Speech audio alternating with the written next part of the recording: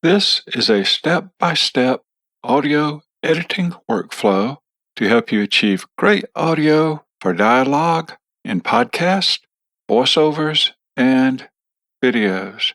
URLs to items such as plugins, video tutorials, etc. mentioned in this video will be available in the description area of this video, and a timeline to this video will be in the description area below this video if you want to skip ahead or listen to something over again. Editing audio can be very subjective, and different audio editors use different ways to edit audio. This tutorial will go over 12 steps to edit audio for dialogue, for a podcast, voiceover, or voice audio in a video. First and foremost, make sure you get your audio as best as possible prior to editing. No amount of audio editing can make a poorly recorded audio sound as good as a good recorded audio. Basic things to remember when recording are: choose a quiet area to record. If your room is not sound treated, you may consider using a dynamic microphone rather than a condenser microphone to avoid picking up a lot of background noise. Wear a set of headphones so you can hear what is being recorded. Set input volumes to around -12 dB to -20 dB, depending on the microphone and the quietness of where you are recording. It is better to record too low than too high. Speak close to the microphone at a distance of about 6 inches. The closer you speak to the microphone, the less the background noise will be, and the fuller your voice will sound. To minimize plosives, speak at a 45-degree angle to the microphone, but not too sharp of an angle where your voice is not being recorded well by the microphone. By not speaking directly into the microphone, the breaths from your mouth will not directly hit the microphone. Also, use a pop filter to reduce plosives. Use a boom arm or microphone stand to hold the microphone. A boom arm or microphone stand will allow you to speak close to the microphone and avoid noises created when you are trying to handhold the microphone. Any vibrations made to the microphone stand may transfer those noises to your microphone. Some people prefer to stand and record rather than sit and record, feeling that standing makes them more confident and they can breathe better while speaking. Record using a WAV file and not a MP3 file. I suggest recording using a WAV file recorded at 48 kilohertz, 24-bit. A WAV file contains more data than a MP3 file, giving the audio editing software more information to work with, thereby making a better edit. To keep you on track with the message you wish to share in your audio recording, first, create a script or outline of what you intend to record. Starting with version 3.0.3, in July 2021, Audacity introduced their first 64-bit version. With Audacity's latest version, as of July 2021, version 3.0.3, you have the option of installing a 32-bit version of Audacity or a 64-bit version of Audacity. All the plugins used in this tutorial are available as 32-bit plugins.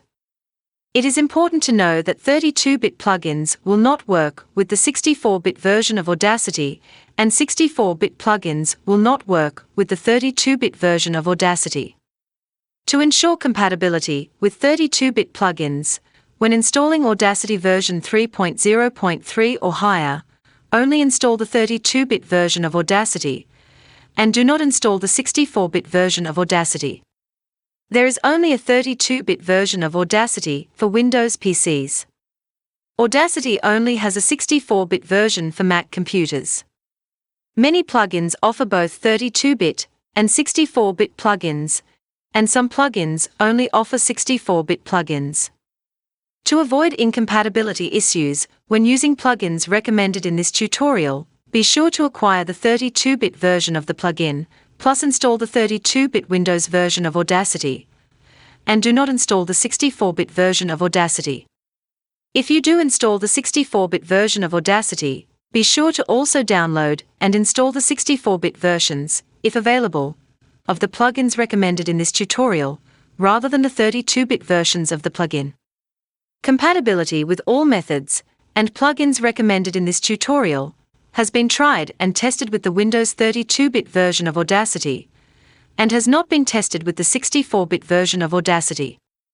To ensure compatibility with the plugins and methods demonstrated in this tutorial, only download and install 32-bit plugins, and only download and install the latest Windows version of Audacity in a 32-bit version, and do not install the 64-bit version. The latest version of Audacity, as of August 2021, is version 3.0.3. The preferences affect the key sequences. If you want the key sequences the same as demonstrated in this tutorial, then first click on Edit, then click on Preferences, and then set Sort or Group to Grouped by Type. You can still select the items you need if you do not change the Grouped by Type, but it may not be the same key selection order as demonstrated, unless you change your Sort or Group to Grouped by Type. This is the list of 12 steps to edit audio. Opened here is Audacity version 3.0.2 with a sample audio file of about 3 minutes in length, recorded using a Zoom H1n digital audio recorder. Step 1. Normalize to -6 dB. The reason to normalize to -6 dB is to provide headroom from -6 dB to 0 dB should equalization, compression, etc. be used later in the audio editing workflow. To be able to view the waveforms better by heightening the track size, click on View Track Size, Fit to Height. This is how to normalize the audio. First, select the portion of audio you wish to normalize. In this case, we want to normalize the entire track, so click on Select All. To normalize, click on Effect, Built-in, Normalize to -6 dB, and enter the same settings shown here. Then click on OK. This is the end of Step 1. Unless you need to limit loud random audio waves in your audio prior to normalizing the audio to -6 dB. There is a second part of Step 1 that will only apply to those where their audio has random loud audio that has caused high audio waves that are much louder, and the audio waves much higher than the audio waves consistent throughout the audio, such as those circled in red on this screen. If your audio has audio waves much higher than the audio waves consistent throughout the audio, then continue on with Step 1 to learn how to use a limiter on your audio prior to normalizing to -6 dB. However, if your audio waves look similar to these audio waves, and does not have random loud audio that causes high audio waves, then your audio will not require the use of a limiter to limit high audio waves prior to normalizing to -6 dB. If your audio does not require the use of a limiter, then stop here and skip the second part of Step 1 about limiting audio and go on to Step 2.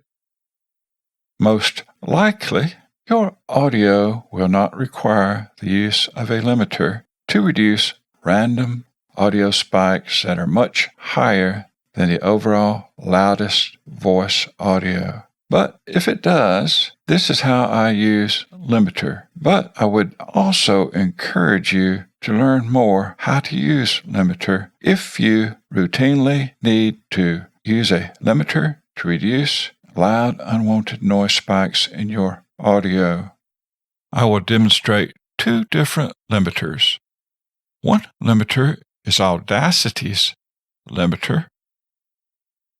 And as an optional limiter you might want to use, I'll demonstrate a limiter known as LoudMax, which is a free plugin that works with Audacity.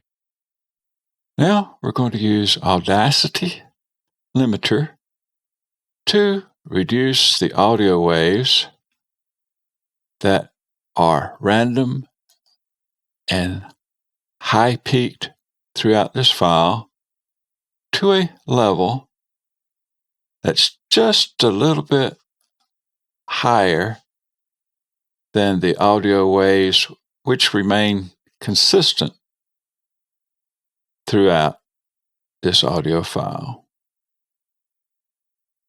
And the reason that I want the random peak high audio waves to be just a little higher than these audio waves that are consistent throughout the audio file is to not allow limiter to affect or limit these audio waves in any way.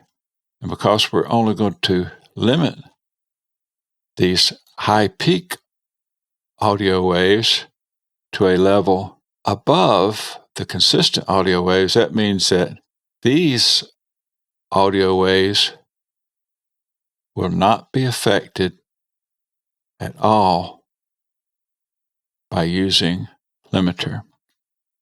So prior to using limiter, let's first normalize the audio to 0. First, you select the audio which you want normalized to 0, and we want to normalize the entire audio track, so we click on Select All. Now the entire audio track has been selected, and we click on Effect, Built-in, Normalize, and change Normalize Peak Amplitude to 0, and it's already set to 0.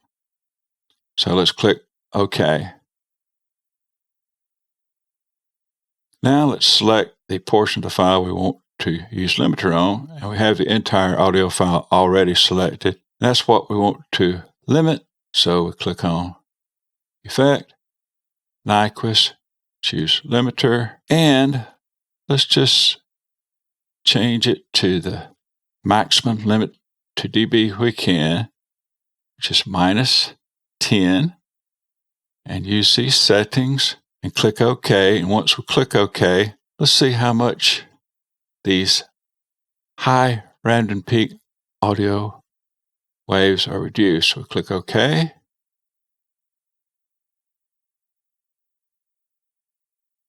And we see they've been reduced substantially. So again, let's normalize to 0. So we click on Effect, Built-in, Normalize, and still at 0. So we click OK.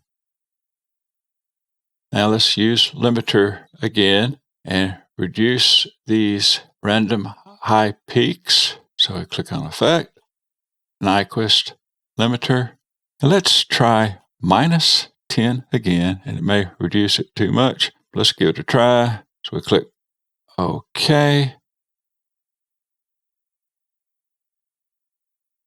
And I think that's right in line with the highest consistent audio waves, but to not take a chance at this being below these audio file waves, let's click Undo Limiter and try Limiter again. Choose Effect, Nyquist, Limiter, and rather than minus 10 dB, let's change that to minus 9 dB and click OK.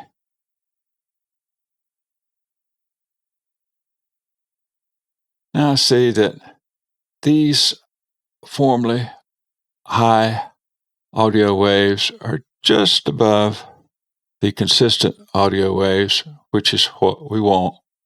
Now, after we've reduced these random high peak audio waves to a level that's consistent and just a little higher, actually, than the consistent audiophile waves, let's normalize our entire audio to -6 to provide headroom for equalization and compressor that we'll use later on in steps following this step 1.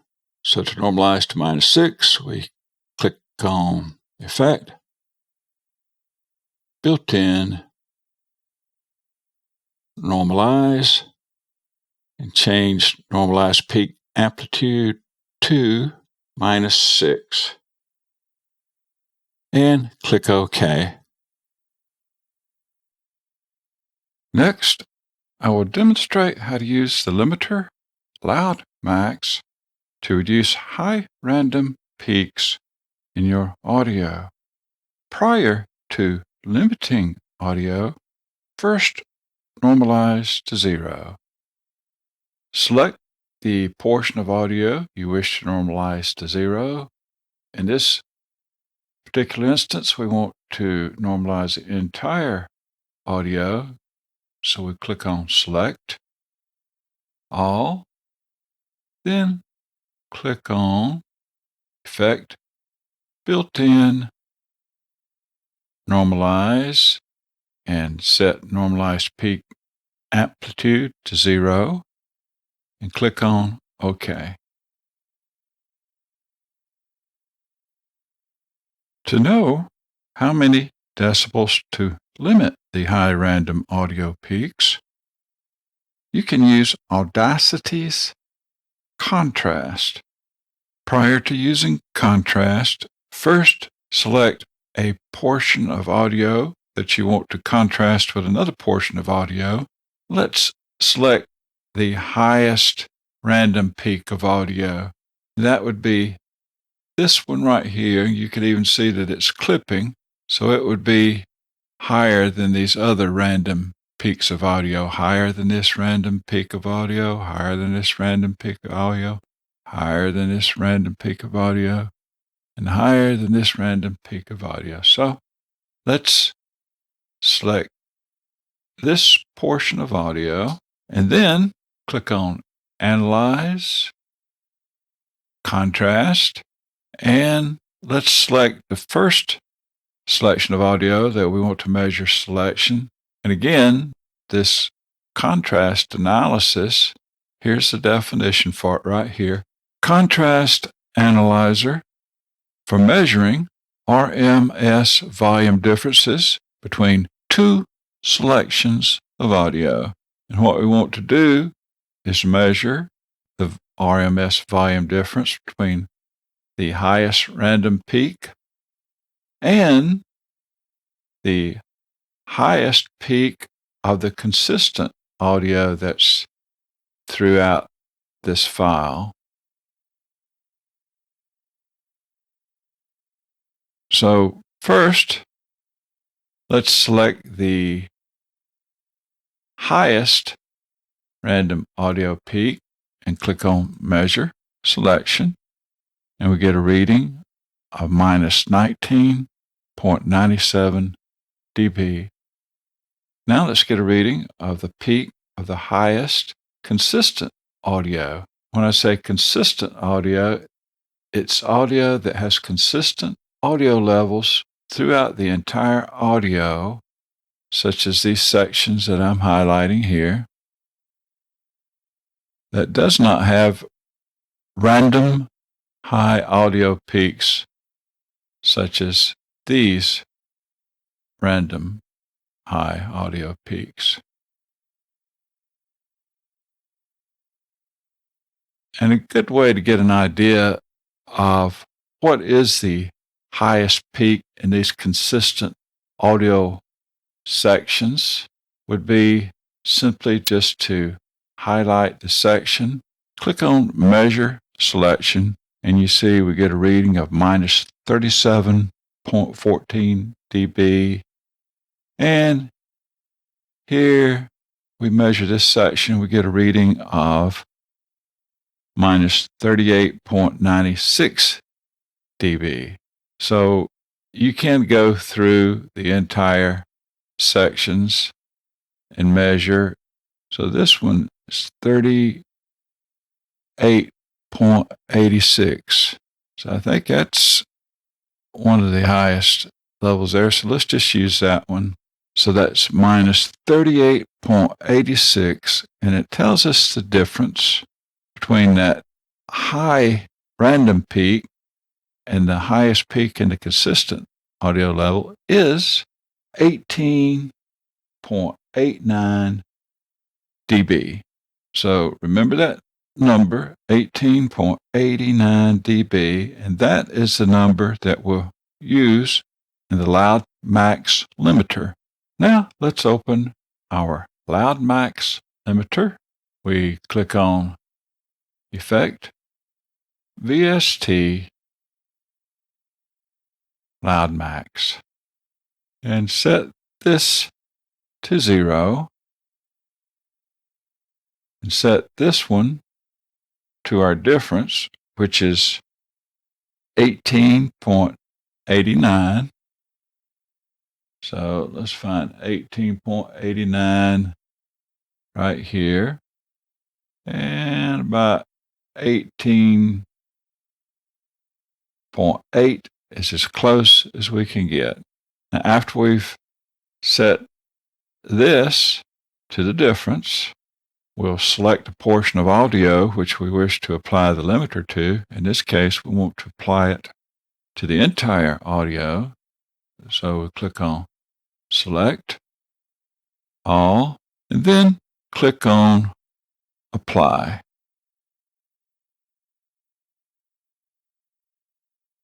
Now, you'll see that our random high peaks have been reduced more in line with the consistent audio. Now, after we've used our limiter to limit those random high peaks, let's return our audio to a normalized minus 6 dB. And how we do that? Simply click on Effect, Built-in,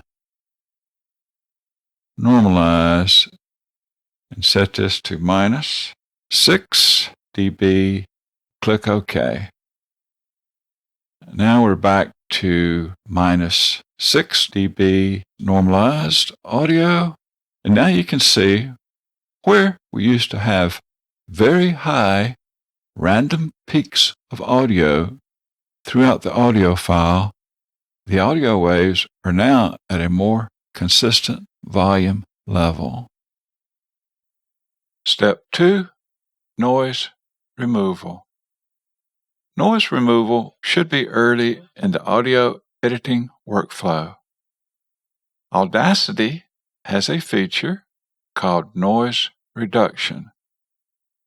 I will show you how to use Audacity's noise reduction and also show you how to use a noise reduction plugin called BL Denoiser. First, I will show you how to remove noise using Audacity's noise reduction. You will want to find an area along the noise floor that is representative of the room tone which you wish to reduce the noise level. What I suggest is go over here to this vertical scale, right-click, and change from Linear View to dB view, and you'll see this makes the waveforms larger and also makes the waveforms along the noise floor larger. Now you can actually see noise along the noise floor. I'm going to press my Control key and use my mouse wheel to widen out the waveforms where we can see it better. And you can see right here is the typical standard noise floor of this audio recording that doesn't include additional spikes and noises. It's a steady noise, and that's the noise that we want to look for to get a sample of the noise for Audacity's noise reduction to reduce. And the longer the section you can get is the better, and it will work with a shorter section. If it's too short, it won't work at all. But here's a good section right here. You can see that it doesn't include spikes such as this. It just includes just the noise floor that's steady throughout the entire audio recording. Now, once you've highlighted a sample of the noise floor that stays consistent throughout the entire audio recording, you go to Effect, Built-in, Noise Reduction, and you click on Get Noise Profile. Now that we've gotten the noise profile, we want to select the section of the audio which we wish to reduce the noise, and let's just select the entire audio. So go up here to Select All, and that selects the entire audio. Then we go back to Effect, Built-in, Noise Reduction, and here you'll see settings. You've got set to 10 is the noise reduction dB, sensitivity set to 6, frequency smoothing bands 3. I recommend to always leave the frequency smoothing bands at 3. Sensitivity adjust if required, and this would be the main one that you'll want to adjust up and down. And I find for my purposes, 10 is a good place to start and usually works well. And if it doesn't get out all the noise, you can raise it. Now keep in mind, when you delete noise from the noise floor, you're also deleting that noise from the spoken word, and it can negatively affect your audio if you increase the noise reduction too high. So I find 10 works well for me. Now let's click OK. And shortly we will have the noise along the noise floor reduced. And you'll see right here that noise floor cannot be seen. Now let's just check the noise floor level, and an easy way to check it is just simply highlight a section and click on Analyze, Contrast, and click on either one of these two measure selections, and it tells us our noise floor is minus 80.53 dB, which is excellent. The noise floor minus 65 or below is great. If you want a target to shoot for, minus 75 dB is a good target to shoot for. And some people even don't mind a 0 noise floor. So that is how you use Audacity's noise reduction. And if you really want an accurate noise floor reading, you'll first want to normalize your audio to 0, but this is close enough for our purposes here. So that gives us a good, quiet noise floor reading using Audacity's noise reduction. Now, I will demonstrate the noise reduction plugin called BL Denoiser that works similar to how Audacity's noise reduction works. First, you will want to select a representative sample of the noise floor that has the same consistent sound throughout the entire recording. As an example, it could be a fan that's blowing in the background, or a hiss, a steady hiss, and you don't want to have knocks and bumps that may not be part of the steady representative sound, but you want to select a portion of the noise floor that is consistent throughout the entire audio recording.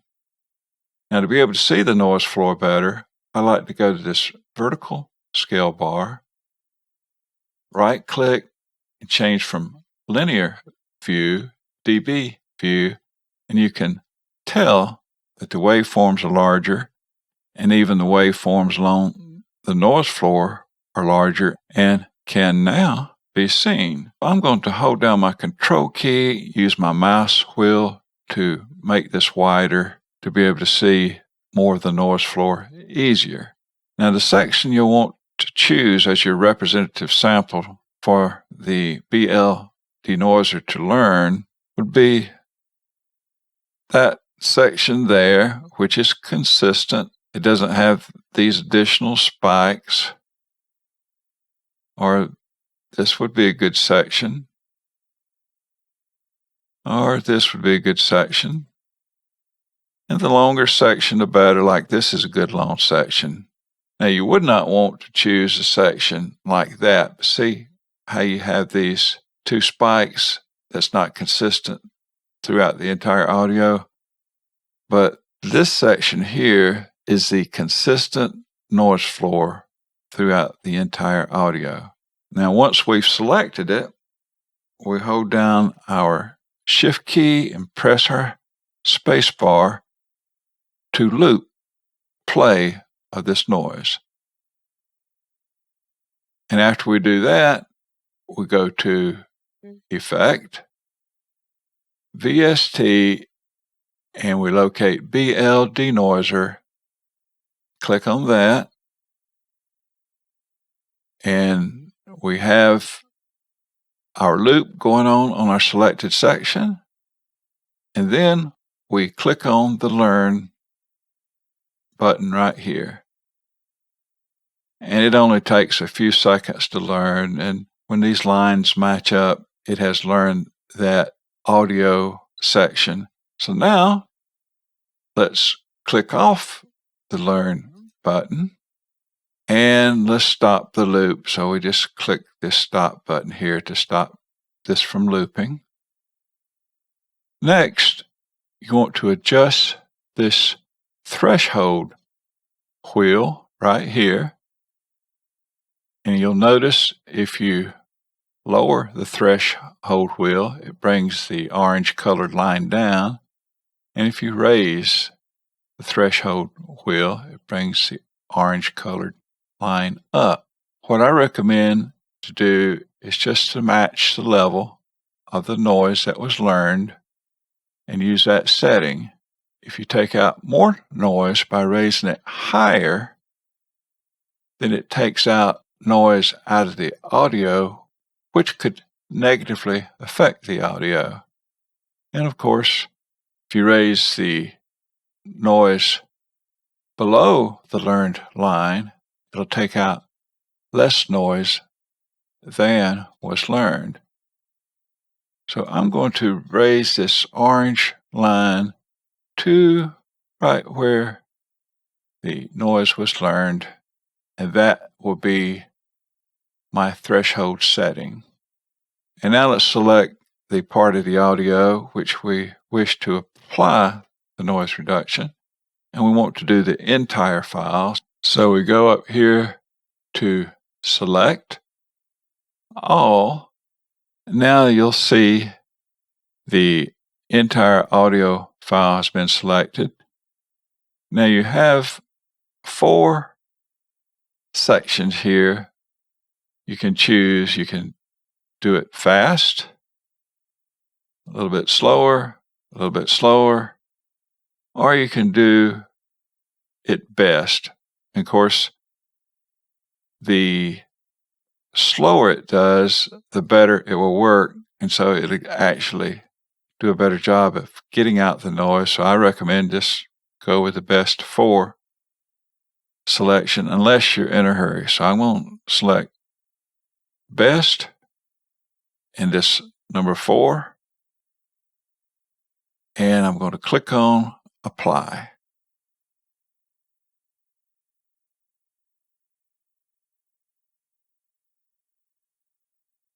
Now you'll see, even though this is just about a 3-minute audio recording,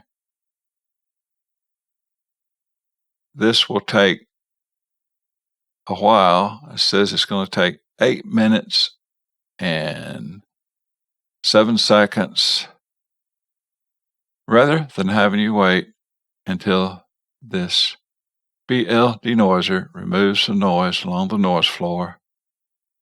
I'll just skip ahead to the end.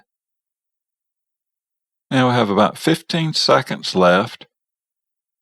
I want you to look at the noise floor, and when it completes, you'll see that it removes this noise along the noise floor. 3, 2, 1. And the noise along the noise floor is gone. Let's check and see what the noise floor level is. Now, if you want an accurate noise floor level reading, you would first normalize to 0. But this is just close enough without having to normalize to 0 first. Let's select a section where we wish to get a noise floor reading. Then select Analyze, Contrast, and you can click on either one of these 2 measure selections. Click here, and it tells us our noise floor level is minus 77.27 dB, which is excellent.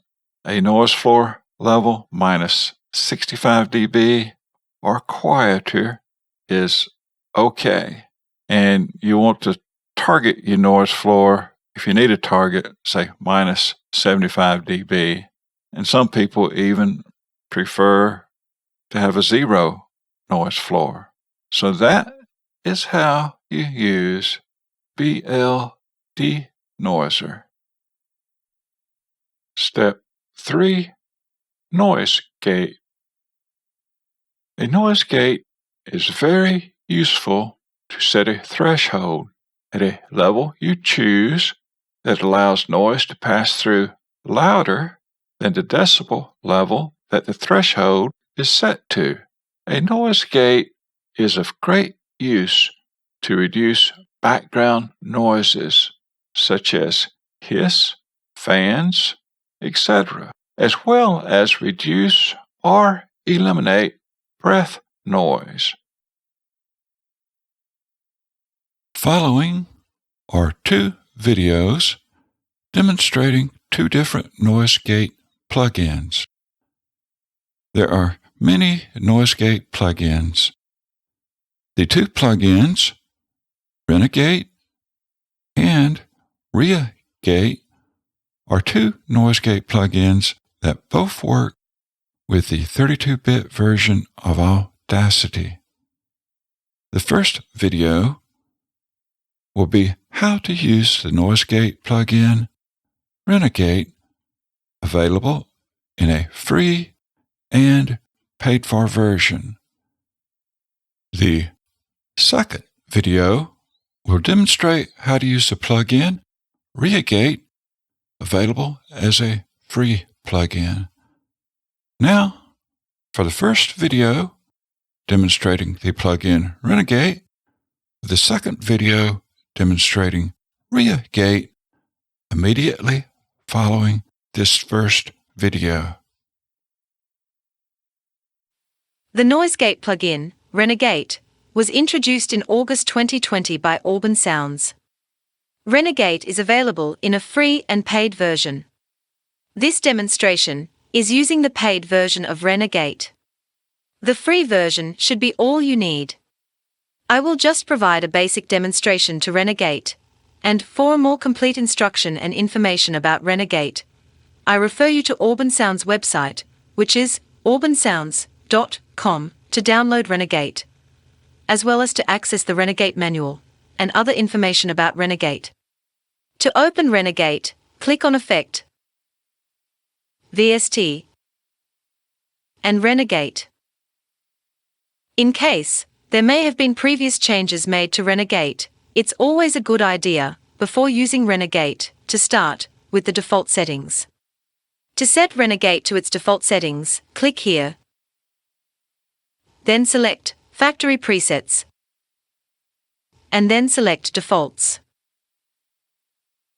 For editing dialogue audio, the presets for vocals, provided with Renegate, might provide the only Noisegate settings that you will need to apply to your audio. If you do want to manage settings, rather than simply using presets, Renegate allows you to set many options, such as attack and release.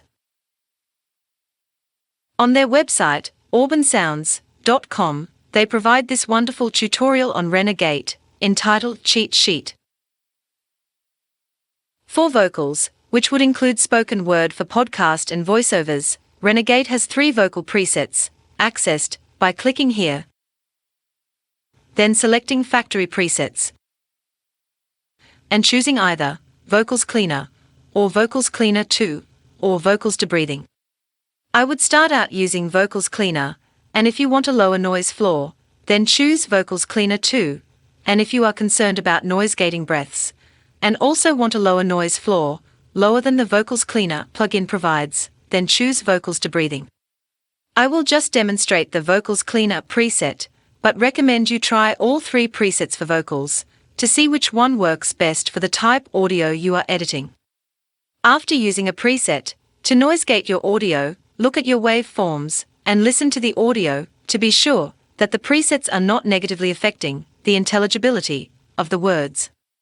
I liked the results that all 3 vocal presets made when noise-gating the audio. Results of using these presets will vary from audio recording to audio recording. If these vocal presets work for you, then using the vocal presets provided with Renegate will make for quick, easy, automated work when applying Noisegate to your dialogue audio. And if you don't want to use presets, you can always adjust Renegate manually without using a preset. To increase the size of the waveforms, making the waveforms easier to see, change the waveform setting from linear to dB by placing your mouse cursor inside this vertical scale bar and right-clicking, then change from linear to dB. Now the waveforms are larger, making it easier to view the waveforms of spoken words, as well as making it easier to view waveforms of noise along the noise floor.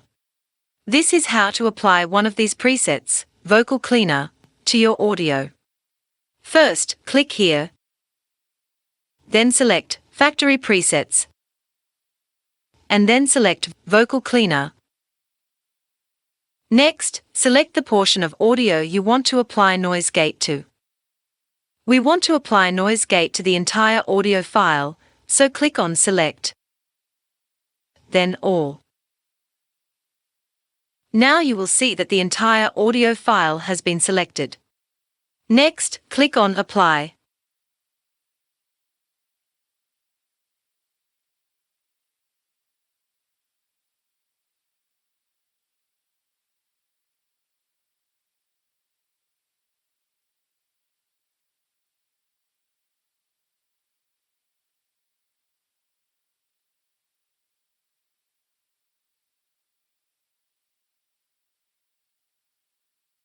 Now you have applied Noisegate to the entire file. If you should discover that using a preset works for you, then simply use a preset, rather than manually adjusting settings. However, if you want to manually adjust settings, rather than use a preset, here is just a basic demonstration of how to adjust the Noisegate settings manually. Before manually adjusting the Noisegate, without the use of a preset, return Renegate to its default settings by clicking here,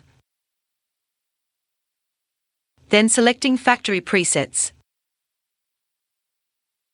and then select Defaults. The following is a direct quote from the Auburn Sounds online manual about Renegate, available on the auburnsounds.com website. Threshold sets the quantity of energy needed for the detector to be considered open. Threshold can be set in both the gain map and the detector. Threshold will be invisible when it's meaningless, if the sequencer works alone, without the detector. If the detector's opening is controlled by MIDI, and as such need no threshold. Attack and release control the smoothing of the gain reduction signal. Do not hesitate to set them really low, 0 milliseconds, since a variety of countermeasure exists to avoid nasty audio clicks.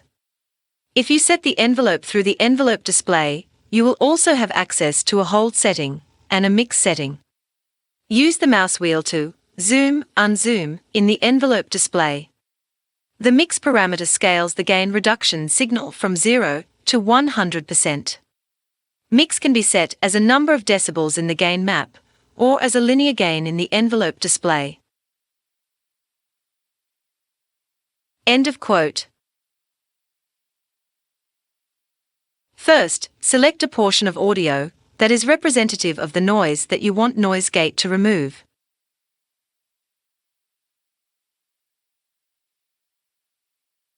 Be careful not to select noise that is louder than the spoken word in your audio.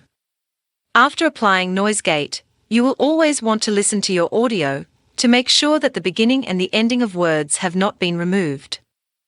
You can also examine the audio waves before and after applying Noisegate, just to make sure that the beginning and ending of the audio waves, that is part of the voice audio, is not being cut off after applying Noisegate. It could be you just want a constant noise, like that of a fan or air conditioner, removed by Noisegate, or it could be that you want louder noise, higher than the noise floor, like breaths, clicks, etc., removed by Noisegate. Let's say that you want to set the Noisegate to the loudest volume level of this audio that I have selected. First, loop the selected audio, where it will play continuously, over and over again.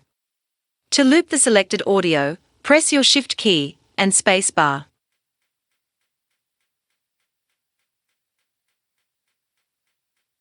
Next, drag this up or down in the detector bar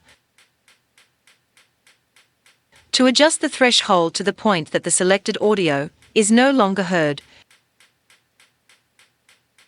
as signified by the indicator bar losing its color green and there is no light blinking, by the word MIDI at the bottom of the detector bar.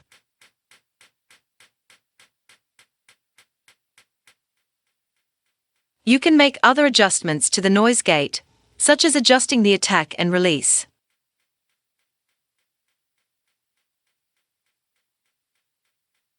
And then select the portion of audio you wish to apply Noisegate. To apply Noisegate to the entire audio, click on Select, and then All. Now that all the audio has been selected, click on Apply.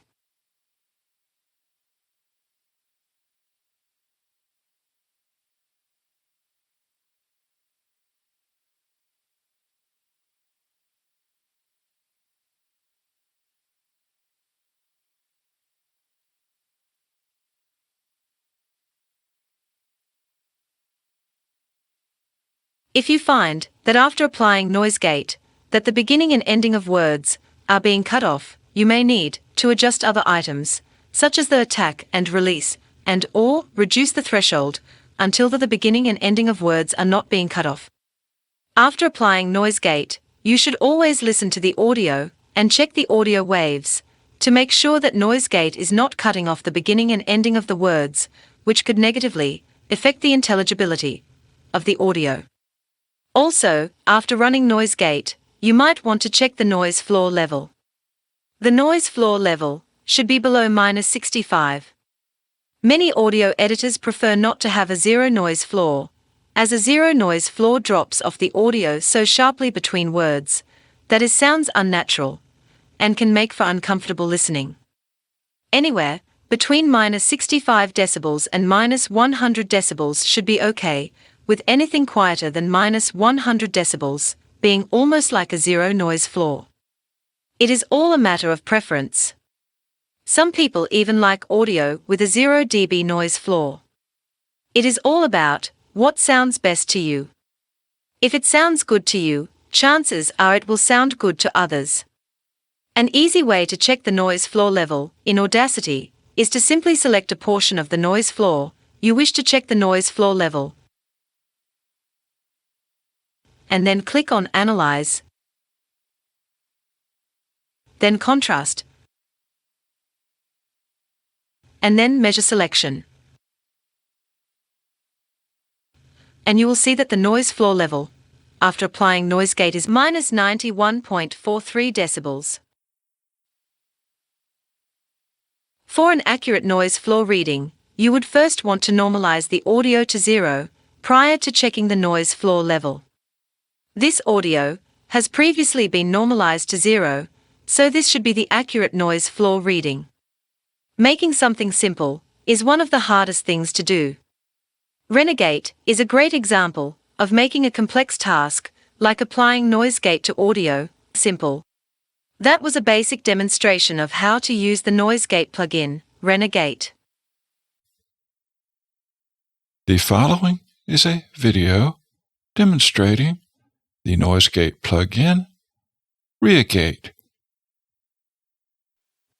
To make your audio sound professional, using a Noisegate can remove distracting noise, like breaths, mouth noises, pops and clicks along the noise floor of your audio.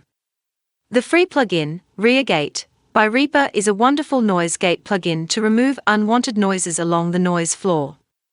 In this tutorial, the plugin, ReaGate, will be used with Audacity Audio Editor, version 3.0.2.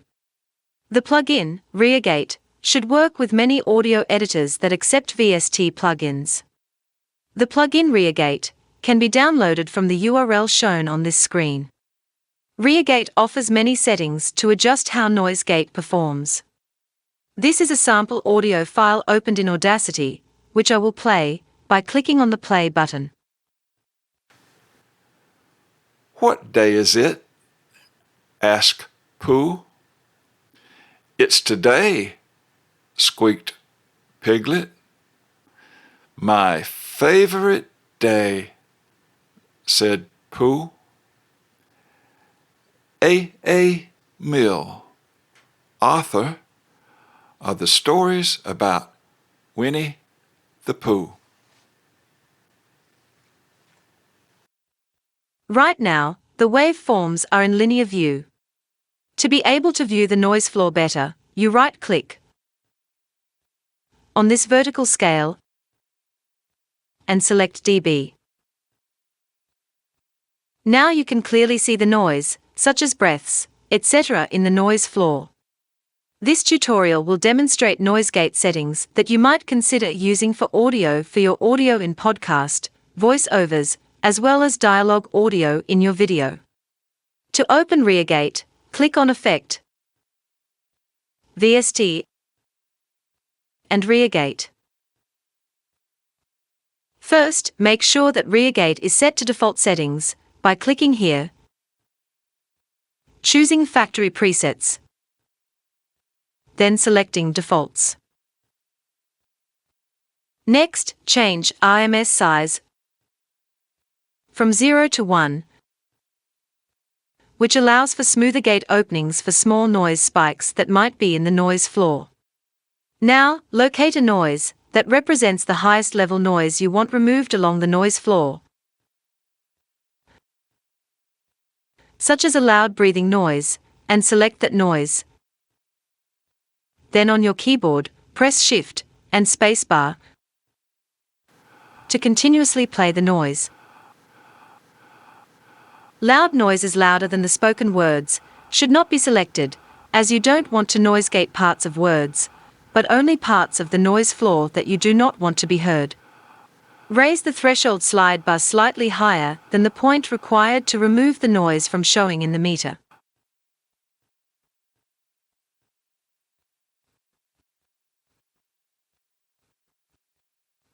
Then, click on the Stop button to stop the selected audio from looping.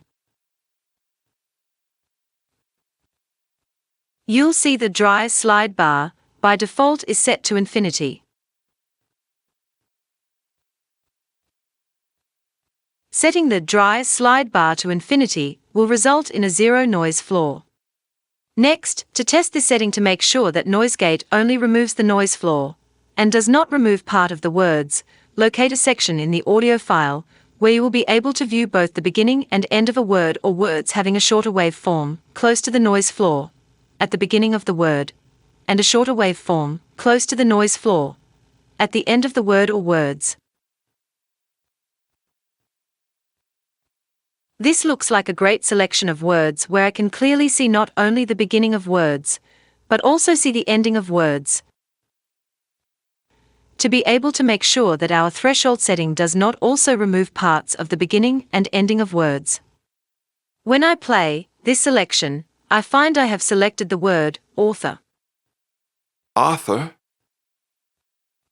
Not only should you just look at the waveforms to determine that the beginning and ending of words are not cut off when applying Noisegate, but you should also listen to the audio to make sure it sounds correctly after applying Noisegate.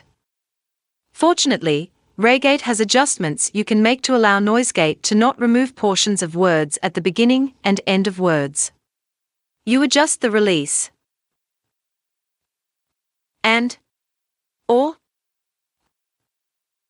hold slide bars to avoid Noisegate from noisegating a portion of the end of the word. The release determines the speed at which the gate opens and closes, and hold will hold the gate open for so many milliseconds prior to the gate closing. Using the release and or hold will keep the end of the words from getting cut off by Noisegate. If necessary, you can also adjust the release slide bar in combination with the hold slide bar. And to keep the beginning of words from getting cut off by Noisegate, you adjust the pre-open slide bar to open the gate back up a few milliseconds earlier. The pre-open preset default is at 0 milliseconds. Suggest you try setting the preset default of 0 milliseconds to 5 milliseconds, and raise this number until the beginning of words are not cut off by Noisegate. OK, let's apply our Noisegate threshold setting to only the portion of audio we have selected, which is the word author. And after applying Noisegate, examine both the beginning and end of the words to make sure that the beginning and ending of words are not cut off when applying Noisegate. Now, I will click on Apply. You'll see that this word author has both the beginning and the end of the word cut off by Noisegate. Now I will click on Edit, Undo, and you will see the beginning and ending of the audio file are back. And when I click on Edit,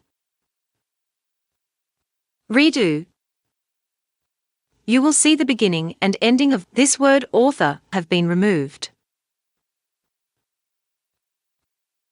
Now I will click on Edit, Undo. To keep the end of the audio file from being cut off, adjust the release and or hold slide bars to keep the end of the words from getting cut off by Noisegate. I find that adjusting the hold slide bar will usually correct the end of the word from being cut off without also having to adjust the release slide bar. Now, I will adjust the hold slide bar to 50 milliseconds and apply Noisegate once more by clicking on Apply. I still see that part of the end of the word is cut off. So I will first undo Noisegate by clicking on Edit, Undo, and then raise the hold slide bar to 60 milliseconds and click on Apply. I still see that part of the end of the word is cut off. So I will undo Noisegate and raise the hold slide bar to 70 milliseconds and click on Apply. I still see that part of the end of the word is cut off. So I will undo Noisegate and raise the hold slide bar to 80 milliseconds and click on Apply. Now the end of the word is not being cut off. So, I will click on Edit, Undo. Now let's adjust the pre-open slide bar to keep the beginning of the word from getting cut off. Let's first start out at 5 milliseconds and click on Apply. You'll see that there is still part of the beginning of the word being cut off. So let's click on Edit, Undo, and enter a setting of 10 milliseconds. And click on Apply.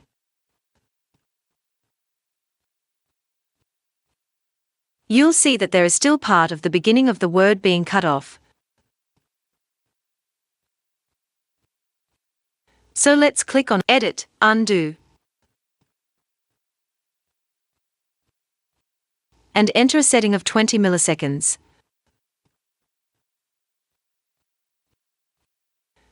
And click on Apply.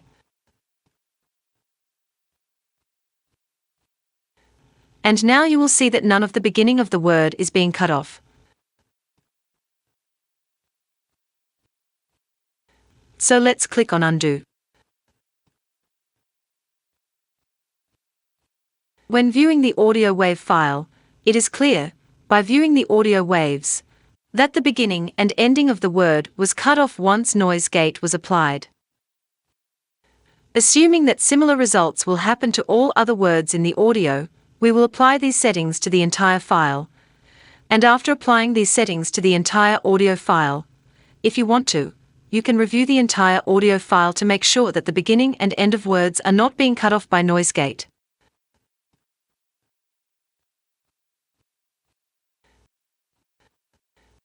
Now, apply settings by selecting Entire Audio, clicking on Select All,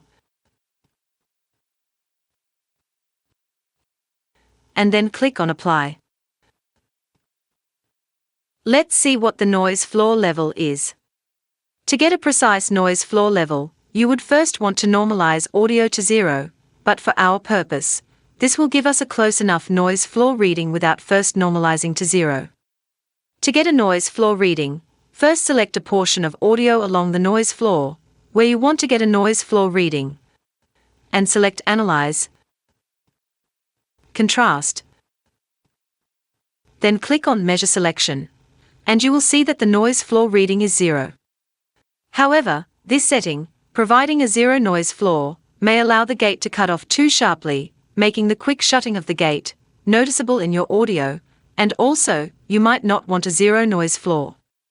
If you do not want a 0 noise floor, undo this change by selecting Edit, Undo, and do the following to get a noise gate reading louder than 0. Again, locate the same noise selected earlier that represents the highest level noise you want removed along the noise floor, such as a loud breathing noise, and select that noise. Then on your keyboard, press Shift and Spacebar to continuously play the noise.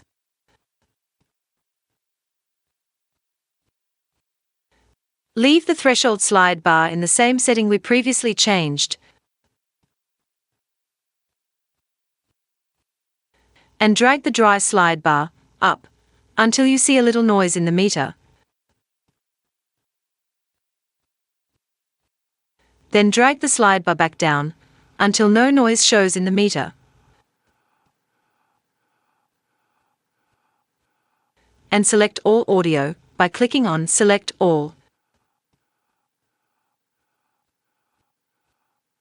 and then click on Apply.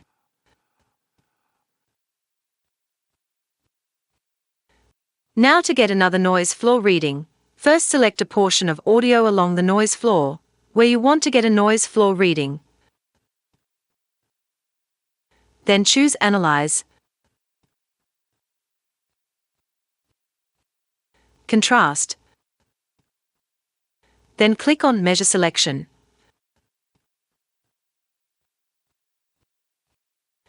And you will see that the noise floor reading is no longer 0, but is minus 88.76 dB. To get a precise noise floor level, you would first want to normalize audio to 0, but for our purpose, this will give us a close enough noise floor reading without first normalizing to 0. Your noise floor should be quieter than minus 65 dB, and many prefer not to have a 0 noise floor, with minus 75 dB being a good noise floor target. Any noise floor below minus 65 dB is suitable, even 0 noise floor, you may find suitable. If you want to, you can adjust the dry slide bar until you get the noise floor level you want. However, to prevent possible sharp cutoffs of the noise gate being an issue, then leave some noise in the noise floor, that is anywhere below minus 65 dB. This is one of the many ways you can use ReaGate to remove unwanted noises from your audio. Step 4. EQ. Equalization can improve your audio by raising the frequencies you want to hear more of and reducing the frequencies you want to hear less of. Audacity offers equalization. Reaper offers a free equalization plugin called ReaEQ.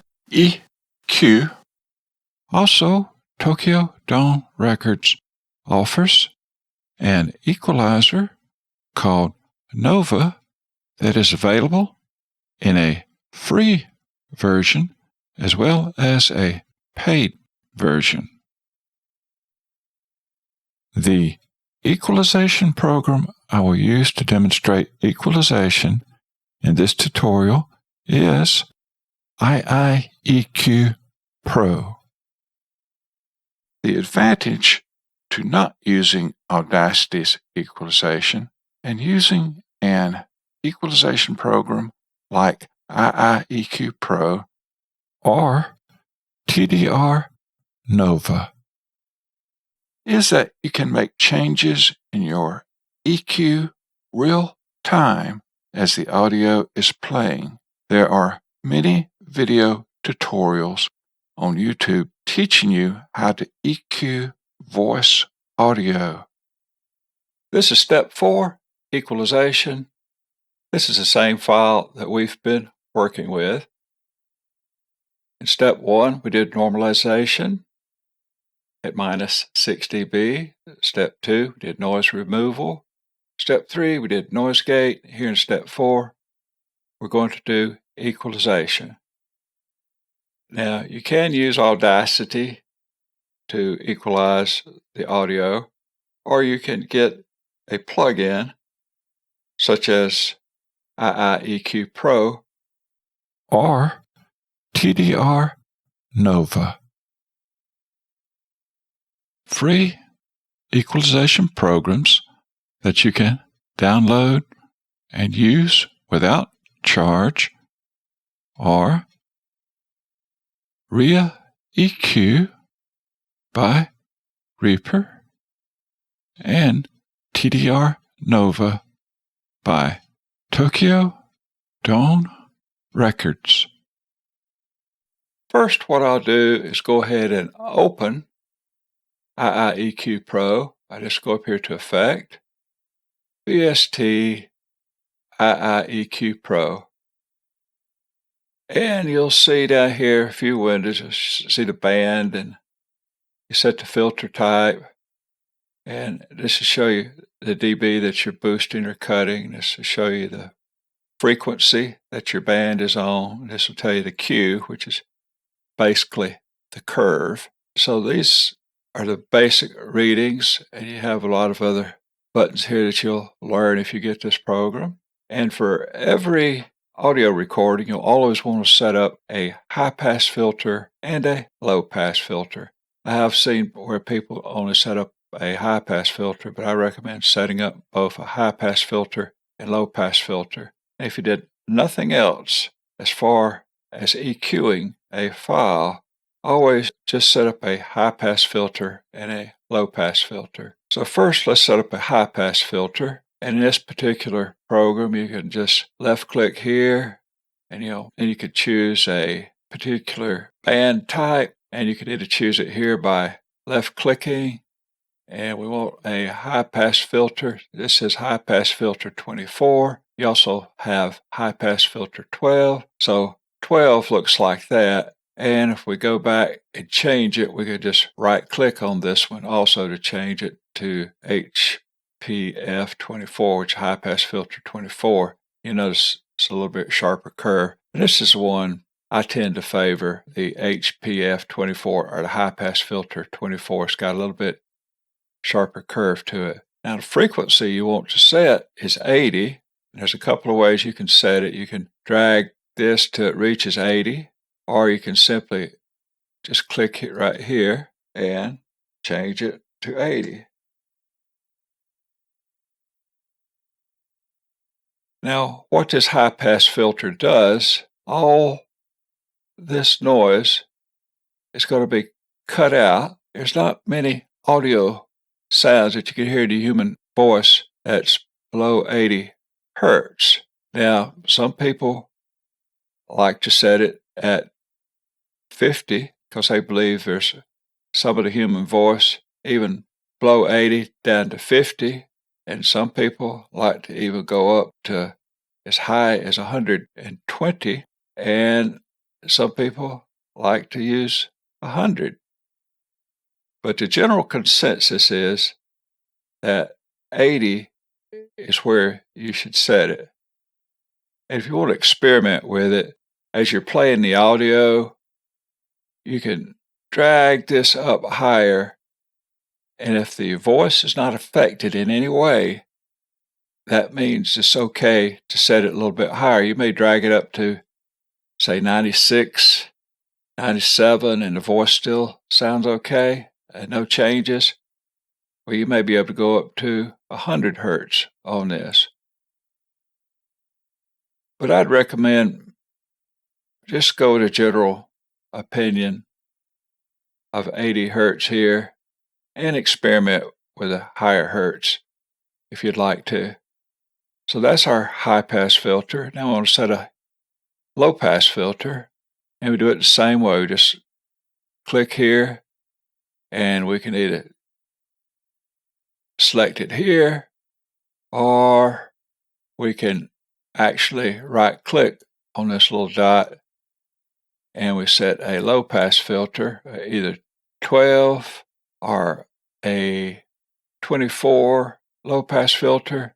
See, this is a 12. Now if I go over here and set 24, you see it's a little bit sharper. Let's just go with a 24.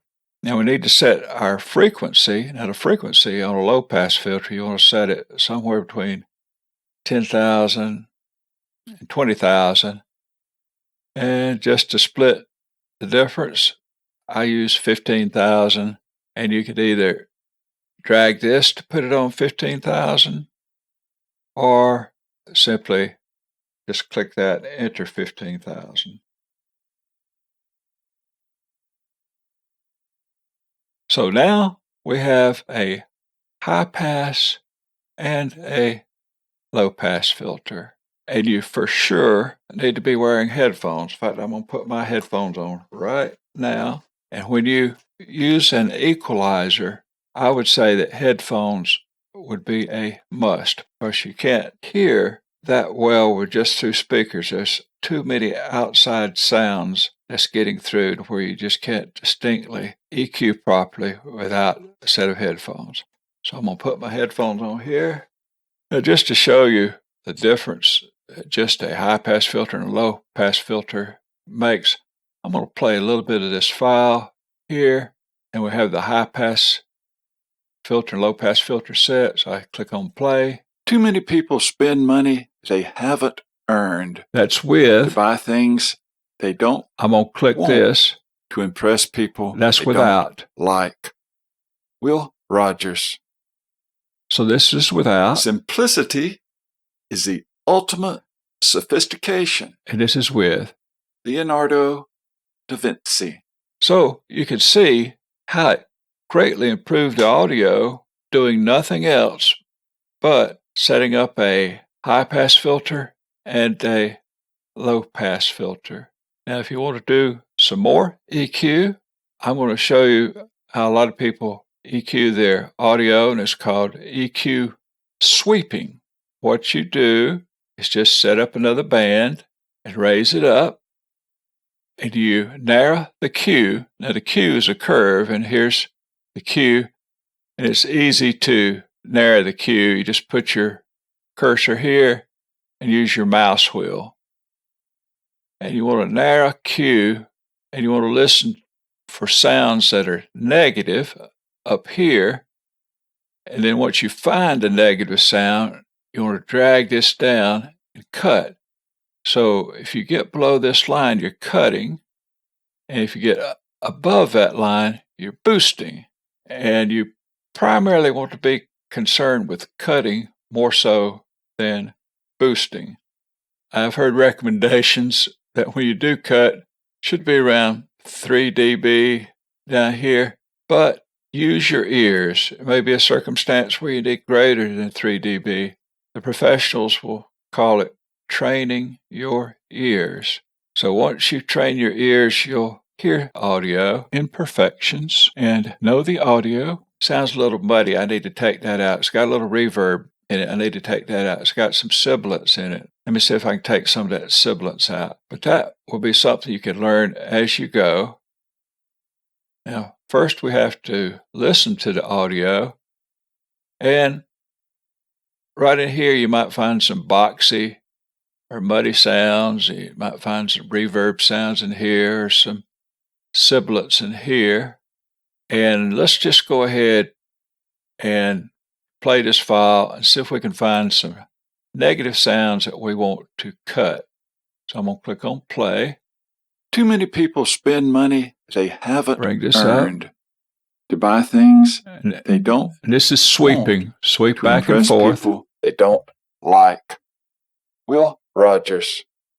Now, simplicity is the ultimate. See where people suggest you'd sweep around 9 Leonardo dB da Vinci. But I just bring it all the way up. I can hear those negative sounds better. Your life, the laws of the universe will be simpler. Solitude will not be solitude. Okay, that sounds a little boxy right there. Not be poverty. So I'm going to bring it down at the same location. Henry David Thoreau. Cut some of that boxiness out, and I may widen the Q a little bit. You see, is not found in seeking. So that's one adjustment. Now let's see if we can see. Developing. Well, actually, see if we can hear to enjoy some other sounds we might want to take out. Socrates. Truth is ever to be found in simplicity, and not in the multiplicity and confusion of things. Isaac Newton. In order to seek one's own direction, one must simplify the mechanics of ordinary, hear a little sound that everyday life. I'm going to take out right here. So let's Plato.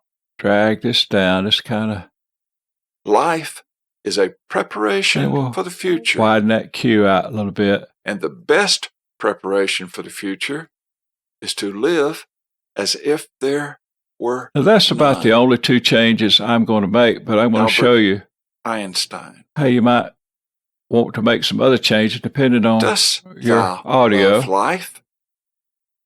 Then do not squander time.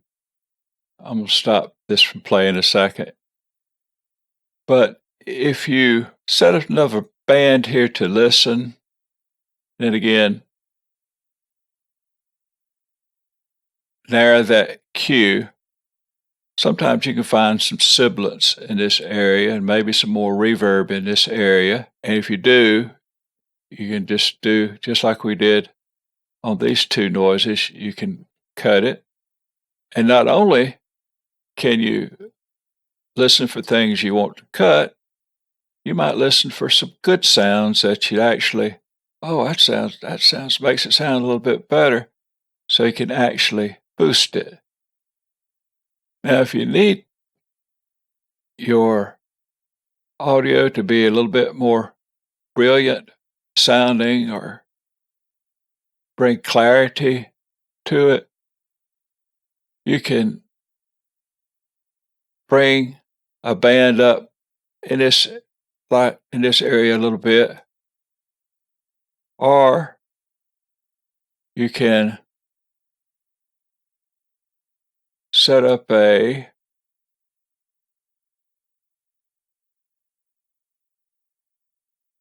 high shift right here and just raise it, not too much. You see, we've raised it 3.91 decibels. And you'll find that adjusting it as I'm playing with it, you'll bring more clarity to your audio. Now, you can bring it up too high and it will not improve your audio. So, but I like the audio the way I have it. But I'm just showing you for your use. If you ever want to bring some more clarity, you could either bring a high shift here or just have a band, a peak come up here and play with it and see where you want to have more clarity. Now, if you need a little bit more bass or you want a little bit deeper sound to it, you can set up a low shift over here and play with it and see how that affects your bass. So I'm going to take that off. So this is how I'm going to EQ this particular audio file. Now, after I have the settings that I like, at this point, I would select a portion of the file that I want to EQ. And in this case, I want to EQ the entire file. So I go up to Select, click on All. The entire file has been selected. And after I've selected the entire file, I click on Apply. It'll take a few seconds here, and then our audio file would have been equalized with these settings. You see toward the end, the waveforms will change a little bit. So we now have an equalized file. Now I'm going to give you some generalities and some basics of what frequencies you might want to use this EQ sweeping on. And I'm going to show you a list of frequencies. It's just entitled Suggestions to EQ Your Voice Audio. So we've talked about the high-pass filter.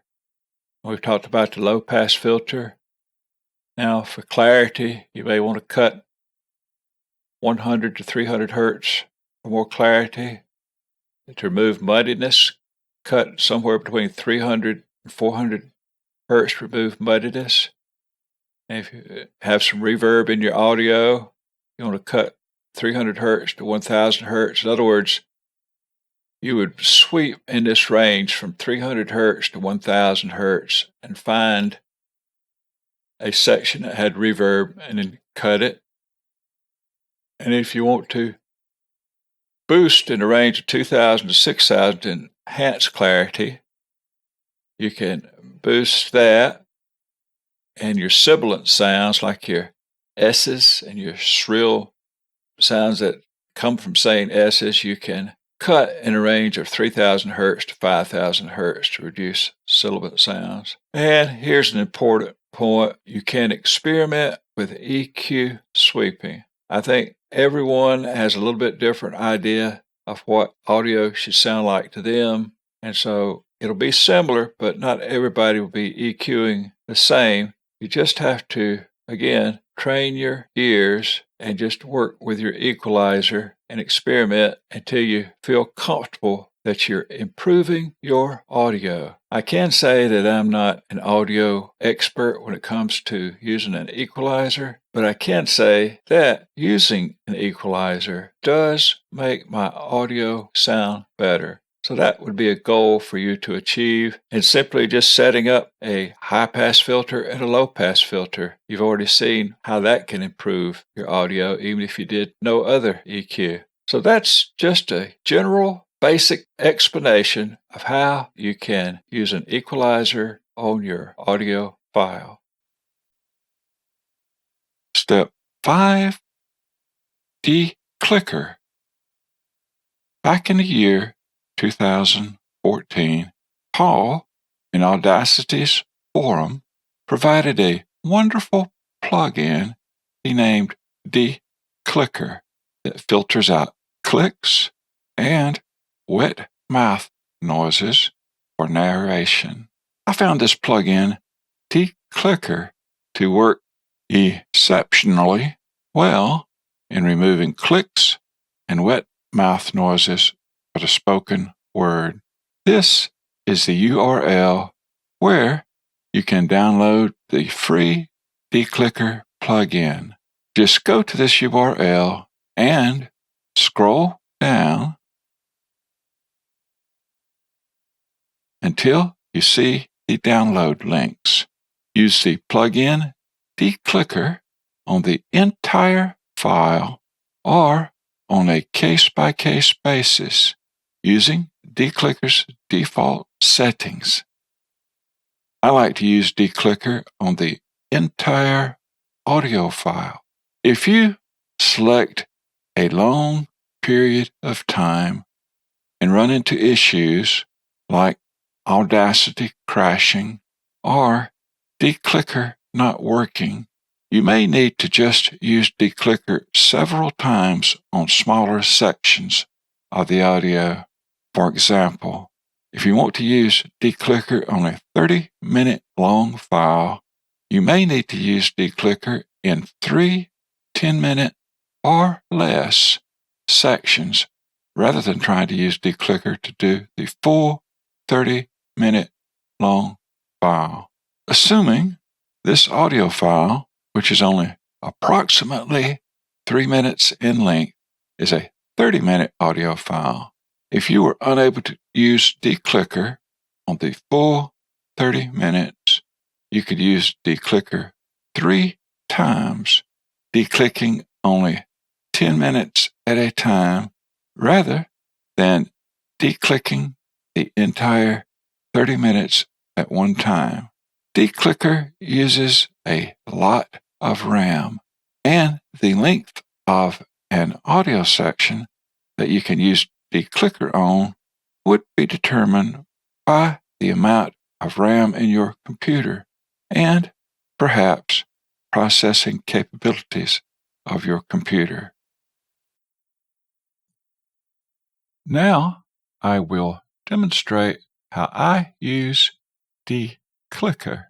I am going to play this audio file until I hear a noticeable click, and then I will show you how effective DeClicker is at removing clicks. Okay, I'll just click on the play button, and when I click on the play button, just listen for clicks along with me. Too many people spend money they haven't earned to buy things they don't want to impress people they don't like. Okay, I heard a click in the word don't. So I'm going to hold down my Control key, turn my mouse wheel, and widen this out just a little bit. See if we can find that word don't, which I heard a click. To impress people, they don't. There it is, right here. They don't. Okay, hear that click just after the word don't? I'm going to play it again. They don't. And again. They don't. Now, right here, you can actually see the click. Now, I'm going to highlight this. Go to this vertical scale bar, right click, and change from linear view to dB view. Now, you can see the waveform much better. Now, right here is a click. I'm going to widen this out just a little bit more. Now, right here, you can see the click. I'm going to click on the play button once more. They don't. So now you can see the click as well as hear the click. And again, I'll play it. They don't. Now I'm going to use the plugin DeClicker to try to reduce or eliminate the click. To use the plugin DeClicker, I choose Effect, Nyquist, DeClicker. I find that the default settings work very well. And the author and creator of this plugin, Paul, he specifically created this plugin to remove wet mouth noises and clicks for his narration. So for voiceovers, podcast, or for your audio and your video, this is a perfect program, in my opinion, to remove clicks and wet mouth noises. So first, you want to make sure that your DeClicker is in default, just in case it might have been changed somehow. So where you change the DeClicker to default, just click here on Manage, Factory Presets, click on Defaults, and you're at your default settings. Now you can play with these settings, but like I say, I found that the default settings work great. And so that's what I use, just the default settings.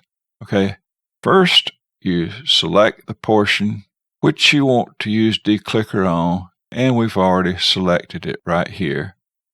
So having selected that portion, I'm going to click OK. And when I click OK, see if it removes or eliminates this click here. So OK. It reduced the click substantially. Now let's click on play. They don't. Now we don't hear that click. So it reduced it to where it did not affect the intelligibility of hearing the word. And so that's great. Now what I'm going to do is to undo. Now when I click on undo, see what happens to this click. Edit, undo DeClicker. Now let's play it again. They don't. Hear the click? They don't. They don't. Okay. Edit, redo, and I'll play it once more. They don't. They don't. So you no longer, they don't hear the click. Now just to start from ground zero, I'm going to undo DeClicker. Now what I like to do is use DeClicker on the entire file. Now if you want to just use DeClicker on a case-by-case basis like I did here, that's perfectly okay. But if you feel confident that DeClicker will not negatively affect the audio characteristics of your spoken word, then just simply use DeClicker on the entire file. I'm going to go back to linear view. So I go to this vertical scale bar here, right click, go to linear view. And to be able to see the entire file in one screen, I'm going to click on View, Track Size, Fit to Width. Now we can see the entire audio file. And I'm going to select the entire audio file. Just select All. We've selected the entire audio file. Now I'm going to use DeClicker on the entire audio file. So I go up here to Effect, Nyquist, and find DeClicker. And these are already at the default settings. And again, if you want to make sure you're at the default settings, just click here, Factory Presets, Defaults, and that returns everything to the default settings. And after we've selected what we want to use DeClicker on, and we've got the settings we want, we click OK. It says it will take a while before it completes.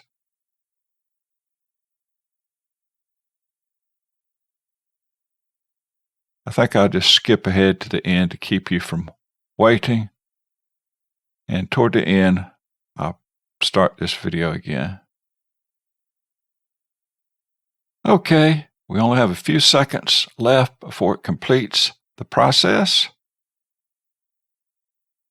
DeClicker has now completed declicking the entire audio file. Now let's listen to this first quote where earlier I demonstrated how you can remove the click in the word don't. And I'll just play the first part of this audio file. Click here on play and listen for the word don't. Too many people spend money they haven't earned to buy things they don't want. It's the next word, impress don't. People they don't like. Will Rogers. See, there was no click in that word don't.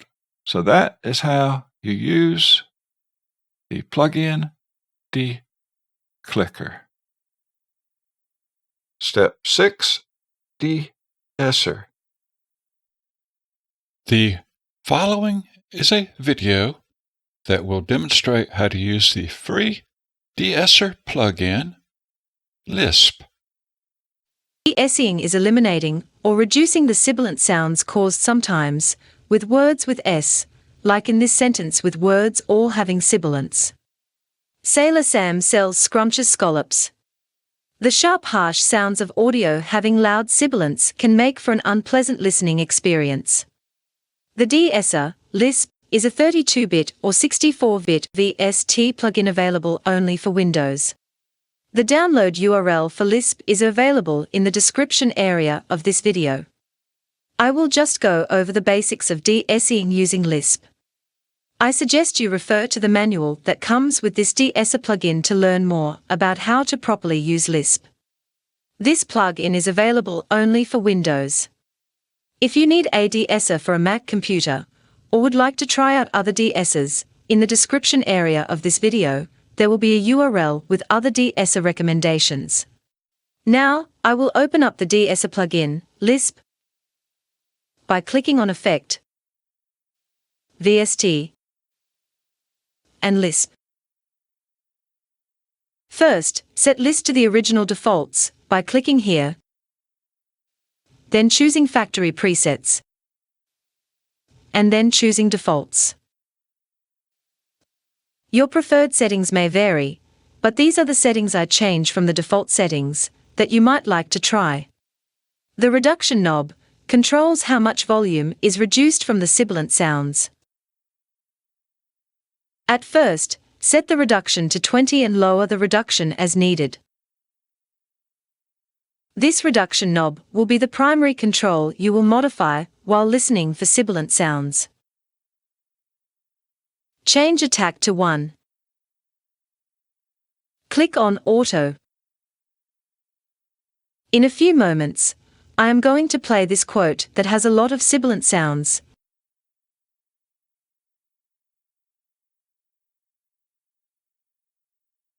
And continuously play this audio in a loop by pressing on Shift F9.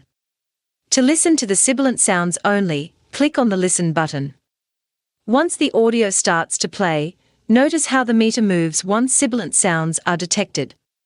You only want to hear sibilant sounds when the Listen button is selected, and not hear recognizable parts of the voice. If you lower the sensitivity to much lower than 1 or raise the release very high, you might not only hear sibilant sounds being removed, but also parts of the words being removed. When the Listen button is selected, you should only hear sibilant sounds being removed and not recognizable parts of the words being removed. When the Listen button is selected, if parts of the words are recognizable as words, then raise the sensitivity to a setting above 1 until only sibilant sounds are heard and parts of words are not heard. Once your settings are adjusted to where only sibilant sounds are being heard, and not recognizable parts of words, then you only need to adjust the reduction wheel should you wish to reduce the level that the sibilant sounds are being reduced. Okay, now I will loop this one quote over and over, and turn the Listen button on and off, where you can hear the quote, and hear what sibilant sounds are being removed from the quote. Truth is ever to be found in simplicity, and not in the multiplicity and confusion of things. Isaac Newton.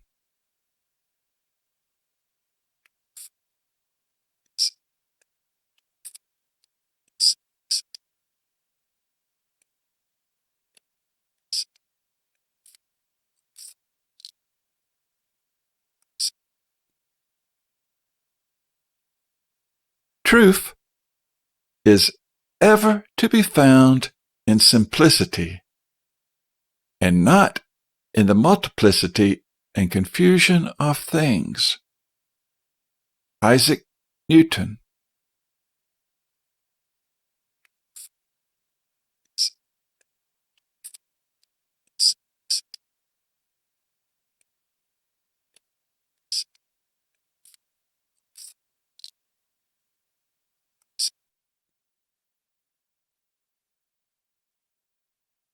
Be sure to listen to the audio after applying De-Esser to make sure all the words sound correctly.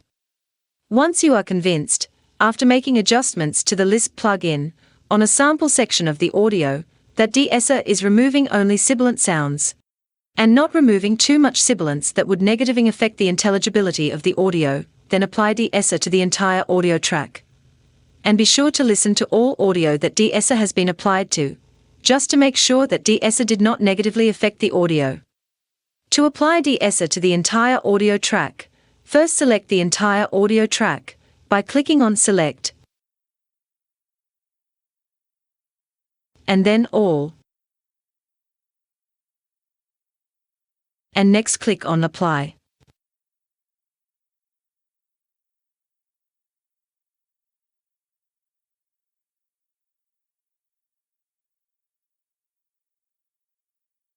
That is how to use the Lisp De-Esser to de-ess your audio. Step 7. Compressor. The following is a video that will demonstrate how to use Audacity Compressor, as well as a free compressor plugin known as TDR Kotelnikov. The 5 main settings on a compressor that affect voice audio are attack, ratio, release, threshold, and makeup. 5 compressor settings for dialogue. Modify these generalized settings as needed to achieve the most natural sounding voice. Attack, 1 millisecond. Anywhere from 1 millisecond to 10 milliseconds, with 1 millisecond being the fastest. Recommended setting of 1 millisecond, and modify this setting if you need to. Ratio, 3 to 1. Anywhere from 2 to 1 to 5 to 1, with recommended setting of 3 to 1, and modify this setting if you need to. Release, 180 milliseconds. Anywhere from 10 milliseconds to 500 milliseconds, with recommended setting of 180 milliseconds, and modify this setting if you need to. Threshold, -25. Initial setting of -25 dB, and modify this setting prior to applying compression to the audio. While playing audio, adjust threshold to where the gain reduction dB meter will read somewhere between 2 dB to 7 dB, with recommended target between 2 dB to 4 dB. For voice, threshold will usually end up being somewhere between -20 dB and -30 dB. Makeup 0. Initial setting of 0 dB and then modify this setting prior to applying compression to the audio. While playing audio, adjust the makeup to reach a volume of -12 to -6 on your digital audio editor's volume meter. Note, if your compressor has the ability to set a knee, set knee to soft knee above 0, somewhere between 1 dB and 6 dB, with a recommended soft knee setting of 2 dB. Recommendations by different audio engineers may vary as to what they consider to be the best compressor settings for voice audio. This screen provides general recommended compressor settings to enter in your compressor somewhere within these general recommended settings, to whatever settings will achieve the most natural sounding voice. Settings will vary from audio to audio, because recording situations vary from recording to recording. Try to adjust to settings that provide the most natural sounding voice. When used correctly, compression will even out the low and high volume in the audio, making the audio sound not only louder, but better. This is a list of a general range of settings to stay within, along with a recommended setting to start with, and then modify that recommended setting to start with, if you need to. You can use Audacity's compressor or use a compressor plugin. There are several wonderful free compressor plugins, such as ReaGate by Reaper and TDR Kotelnikov, that work with Audacity. This video will provide demonstrations of both Audacity's compressor and the TDR Kotelnikov compressor. TDR Kotelnikov compressor is available as a free download at the URL shown on this screen. Regardless which compressor you use, the 5 main controls you will manage in the compressor of your choice will be attack, ratio, release, threshold, and makeup. First demonstration will be the use of Audacity's compressor, and following Audacity's compression demonstration will be a demonstration of the TDR Kotelnikov compressor. The following is a basic demonstration of how to use Audacity's compressor. First, select the portion of audio which you wish to add compression to. Since we want to add compression to the entire audio file, click on Select, then All, and now the entire audio file has been selected. Next, click on Effect, Built-in Compressor. Now, I will open a preset, previously created and saved, that most closely matches these recommended compressor settings recommended earlier. By clicking on Manage, User Presets, My Preset. If you like, you can add these settings to Audacity's compressor, and save the settings as a preset, as a good starting point to compressing your audio, and change these settings as you feel necessary. After you have entered the compressor settings, to apply the compressor settings to the audio, click on OK.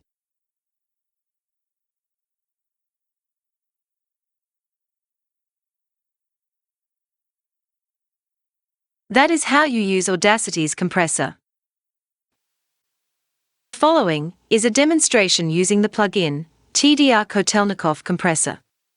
An advantage to using a compressor, like TDR Kotelnikov Compressor rather than Audacity's compressor, is that you can adjust the compressor settings in real time as the audio plays. First, open up TDR Kotelnikov Compressor by clicking on Effect, VST, TDR Kotelnikov. To learn more about what each control does, click here on this question mark, and the question mark turns orange. Now you can place the cursor over the controls for an explanation of each control.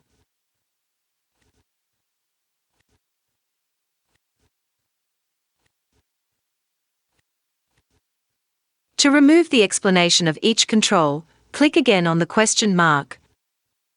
To turn the question mark back to a white color, Also, a manual is available by clicking on the gear wheel, Help, and Manual.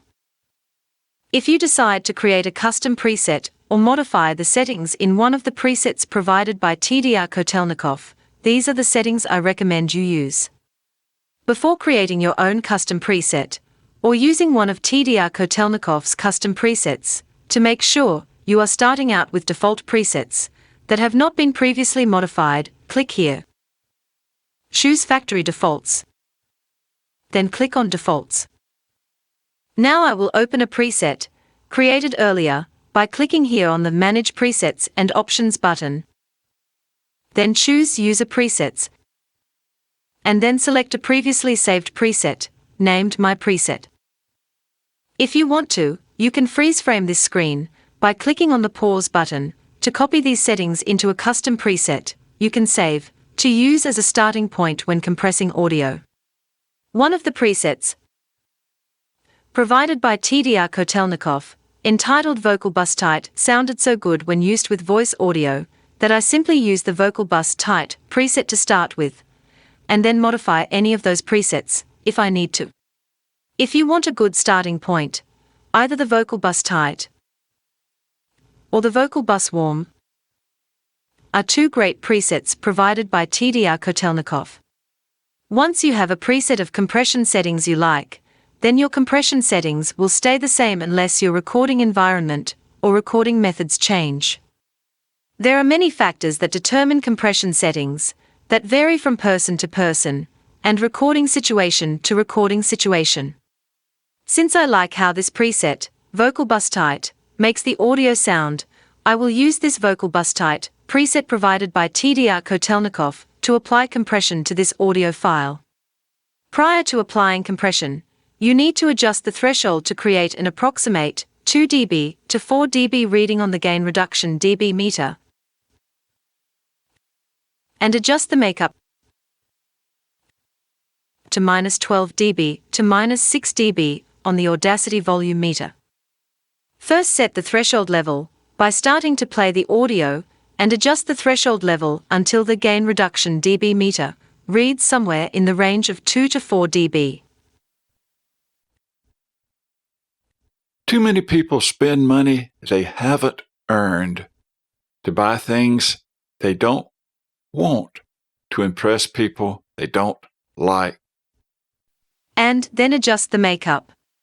To adjust the makeup, you start playing the audio and adjust the makeup until your Audacity meter shows the audio peaking between -12 dB and -6 dB.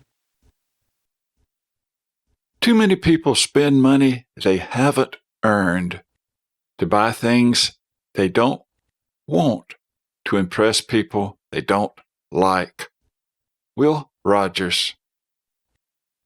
If you get the audio much louder than this, it might be difficult, in step number 12, to get an exact true peak max of -1 when you are setting the loudness level of the audio.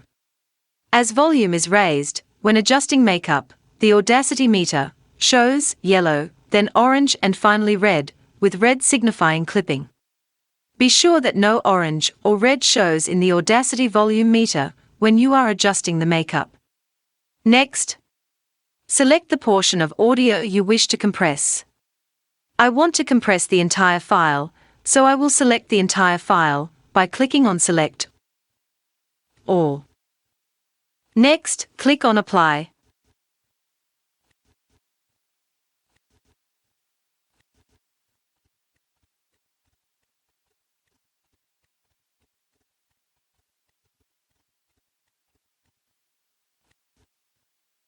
Now you have applied compression to the entire audio file.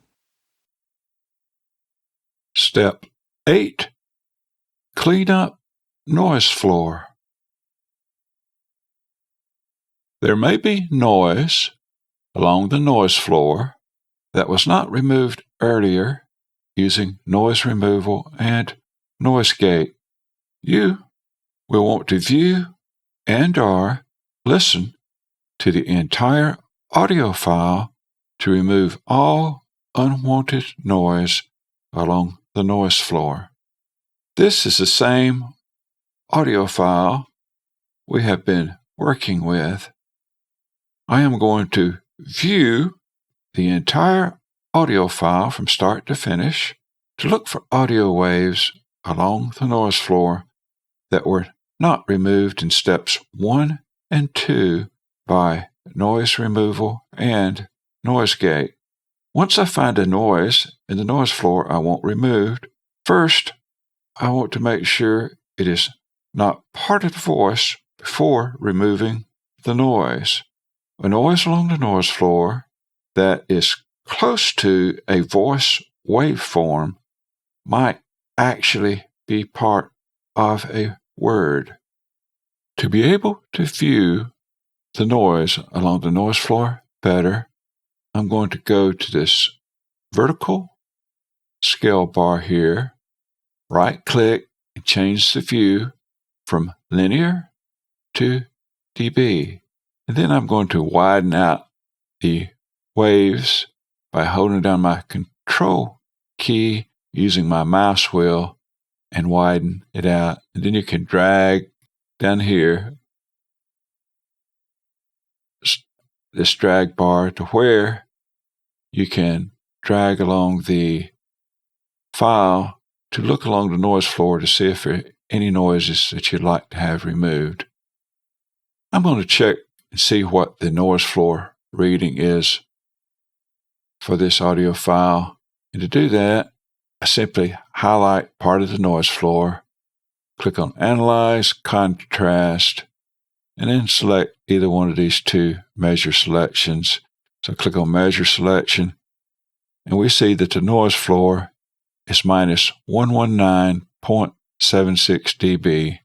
Any noise floor minus 65 dB or quieter is acceptable.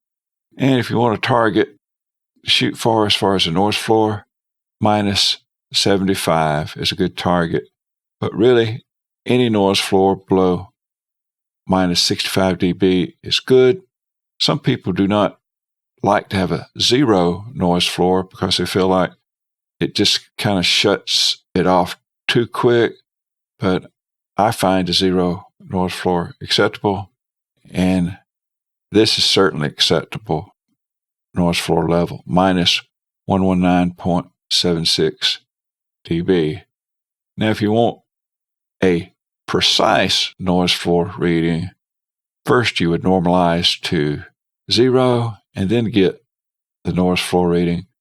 But for our purposes, since this has already been normalized earlier to minus 6 dB, this is an acceptable reading for the noise floor. Close this out. Now let's look from the start of the file, which we're at the start of the file here. Just go along and see if we can find any noise along the noise floor. Okay, I see some noise right here. And if you're uncertain whether that noise is part of noise you want to keep, you can always play it. And I can tell just by looking at it how quiet it is, and it's not close to a word, that it's just a random noise along the noise floor that we want to remove. And if you're uncertain, you can just click on the play button and play. In fact, it's actually so quiet, you can't even hear it. Now again, there's two ways I use to remove the noise. Now if I have a zero noise floor level already throughout the audio file, I'll just simply highlight the noise and then click on Silence, and that removes the noise. But what that does do, it leaves a zero noise floor level. Now if I were to go up here to Analyze, Contrast, and get the noise floor level, you see now we have a zero noise floor level. But if you want a consistent noise floor level, even over the audio that you remove, there's a great way and a preferred way to remove the noise. And that way is using punch, copy, punch, paste. Now I'm going to edit, undo, silence, and now you see we have our noise back in our noise floor.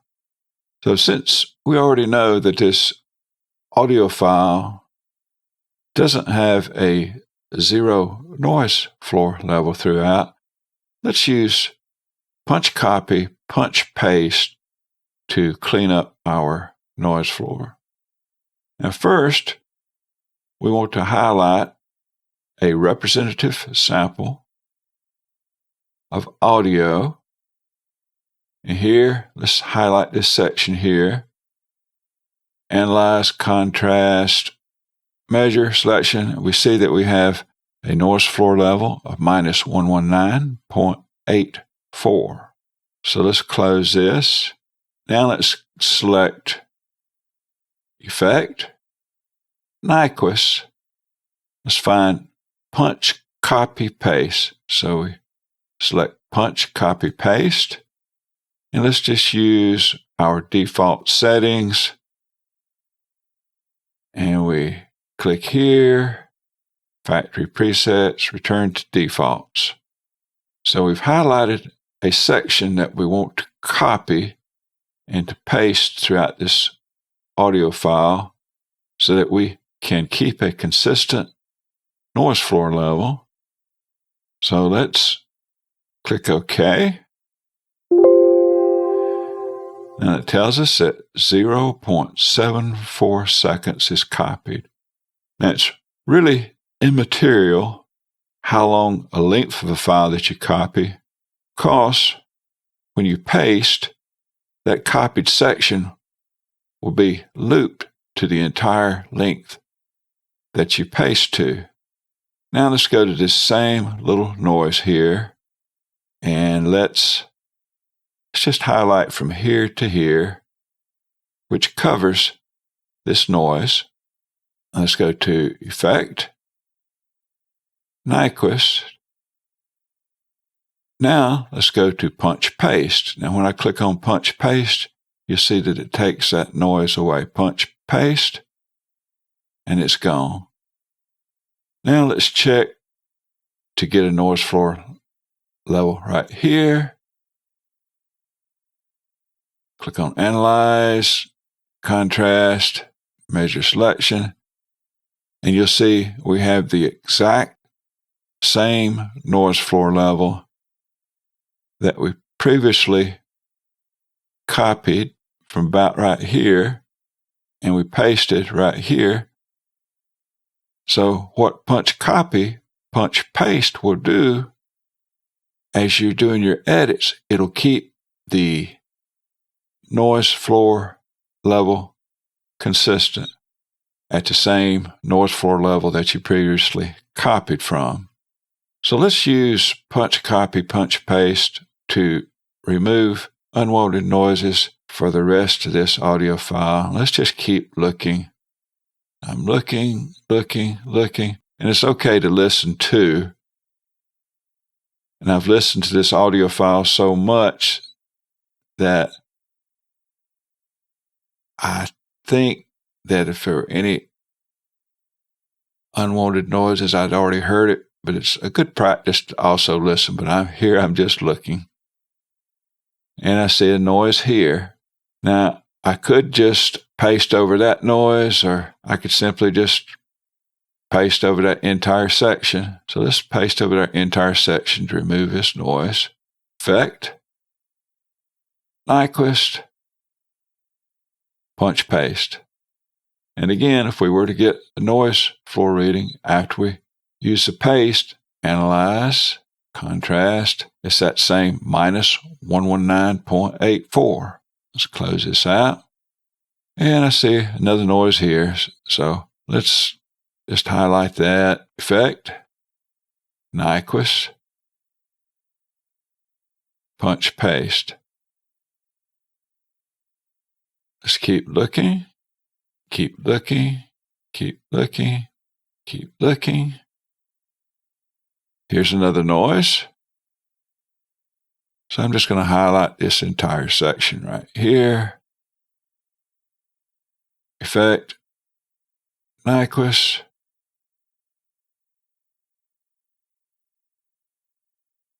Punch paste.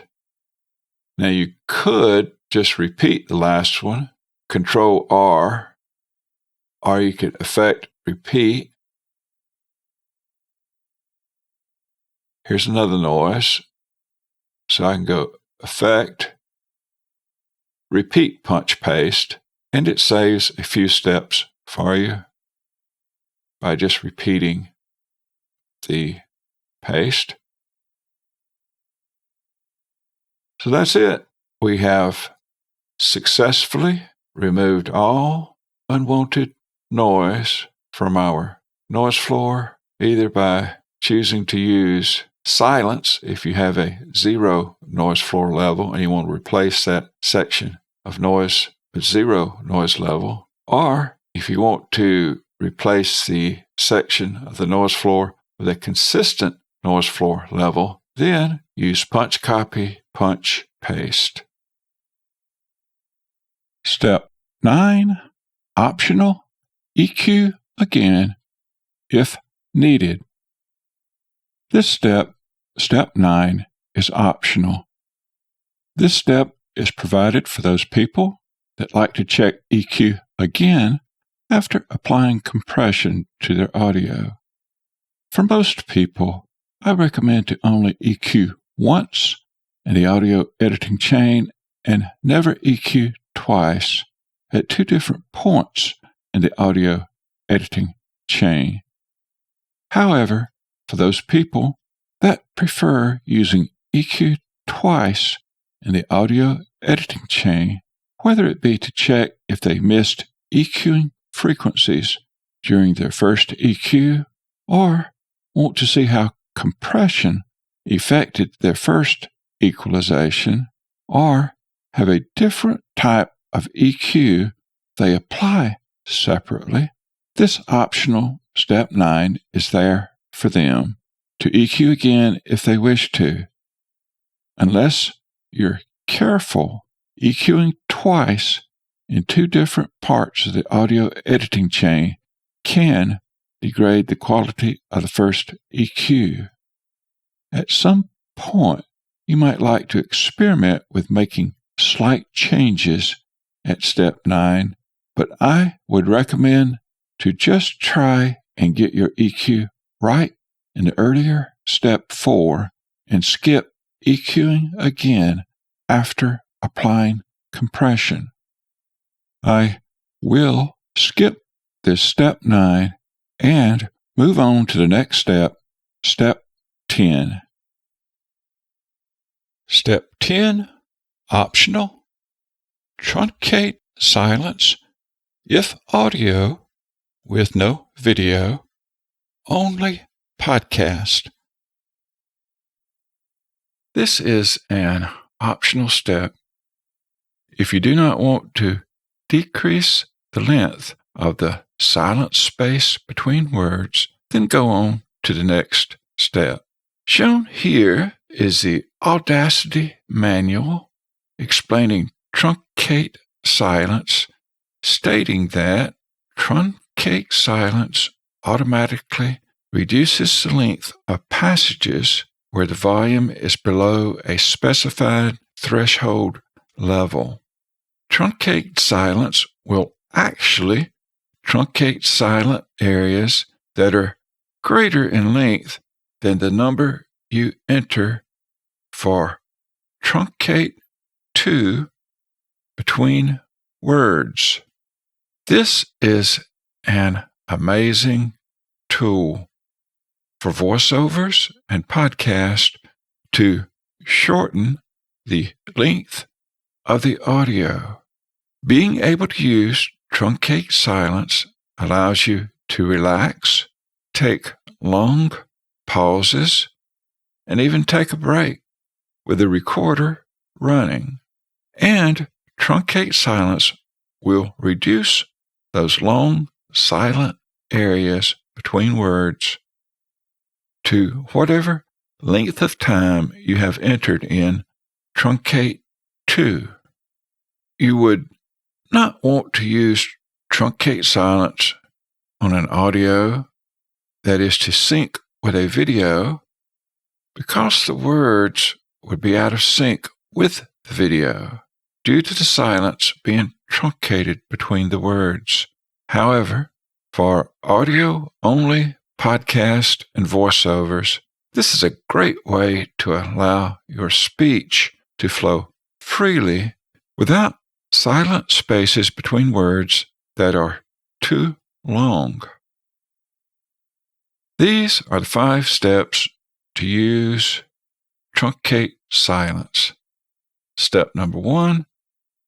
First, normalize to 0 to help prevent truncating the quiet parts of words. Now, the way we normalize to 0, first we select the part of the audio we want to normalize to 0. In this case, we want to normalize the entire audio file. So we click on Select All, and now you'll see that the entire audio file has been selected. And we click on Effect, Built-in, find Normalize. Here it is. So we click on Normalize. And we use our default settings.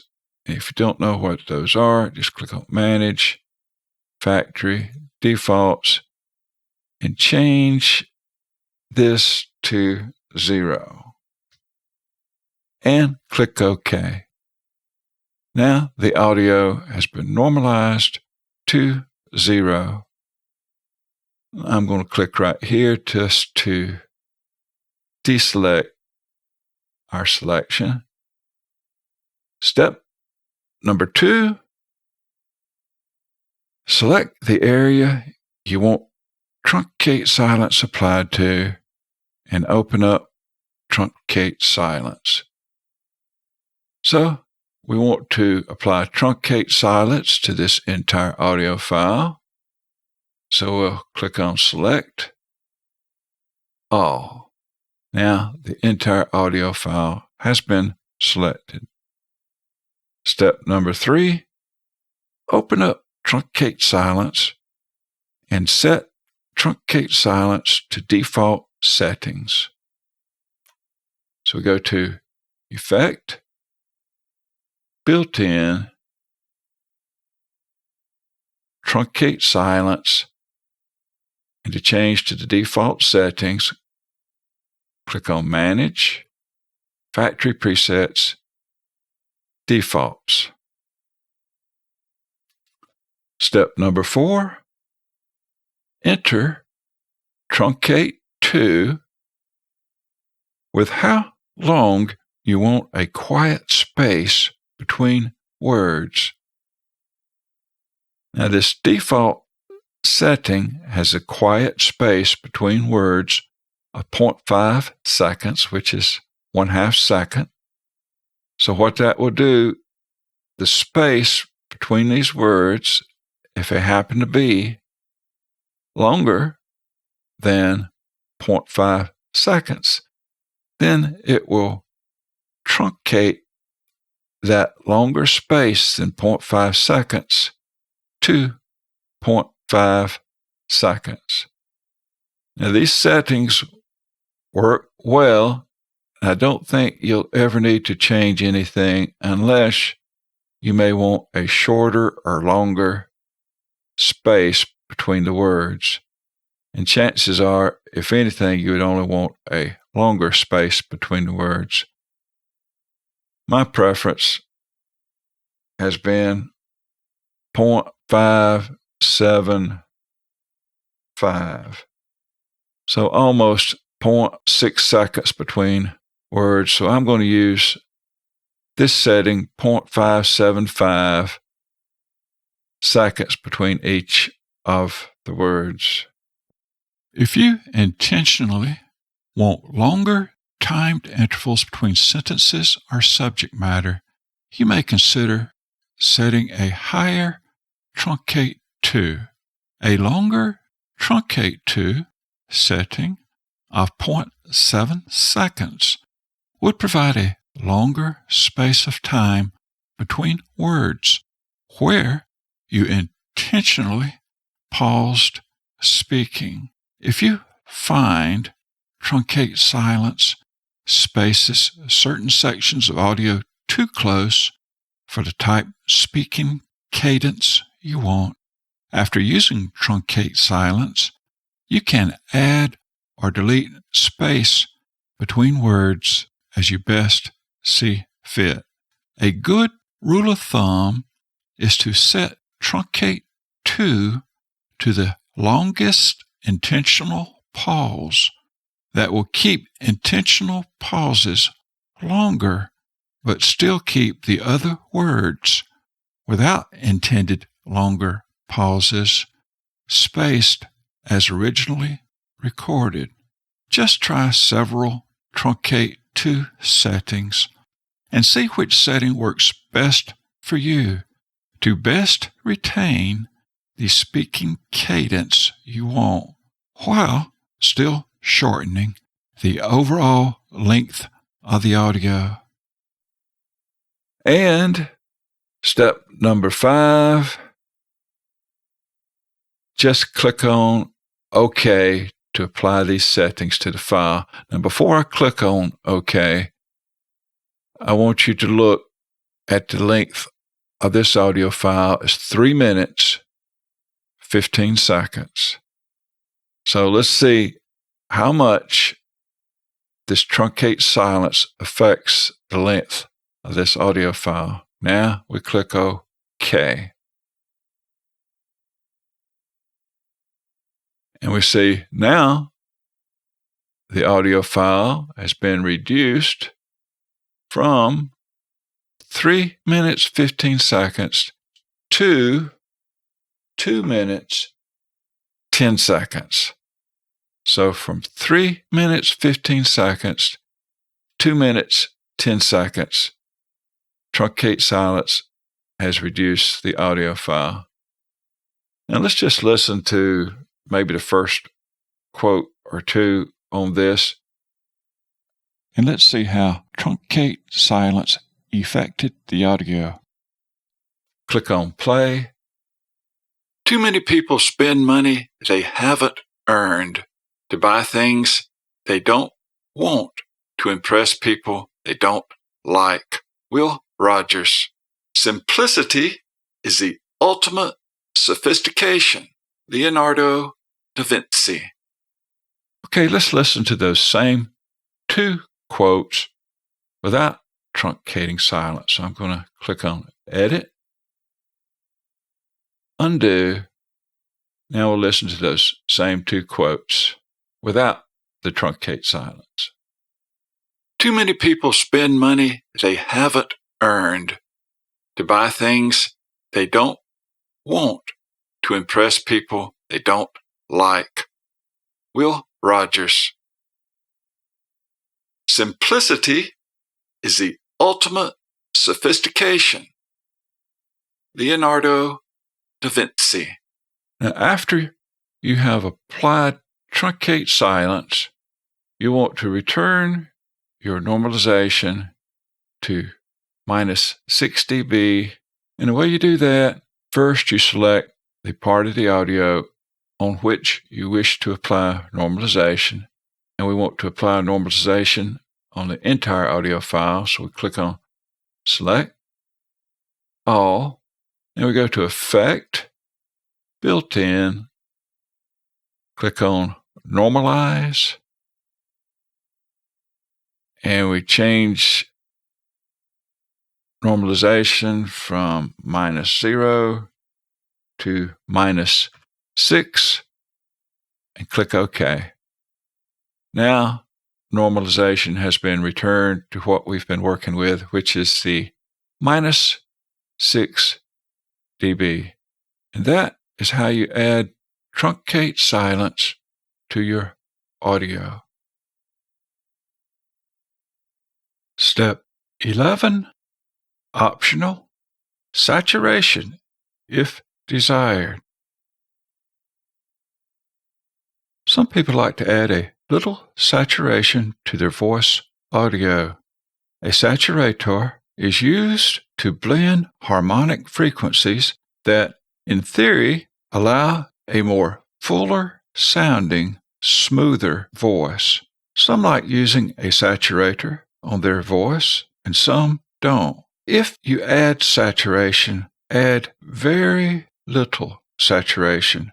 This is an optional step. I will show you how you can use the saturation plugin, Saturator Helper, and then you can decide if you might be interested in using a saturator. If not interested in adding saturation to your audio, just skip this step 11 and go on to step 12. This is the audio file we've been working with.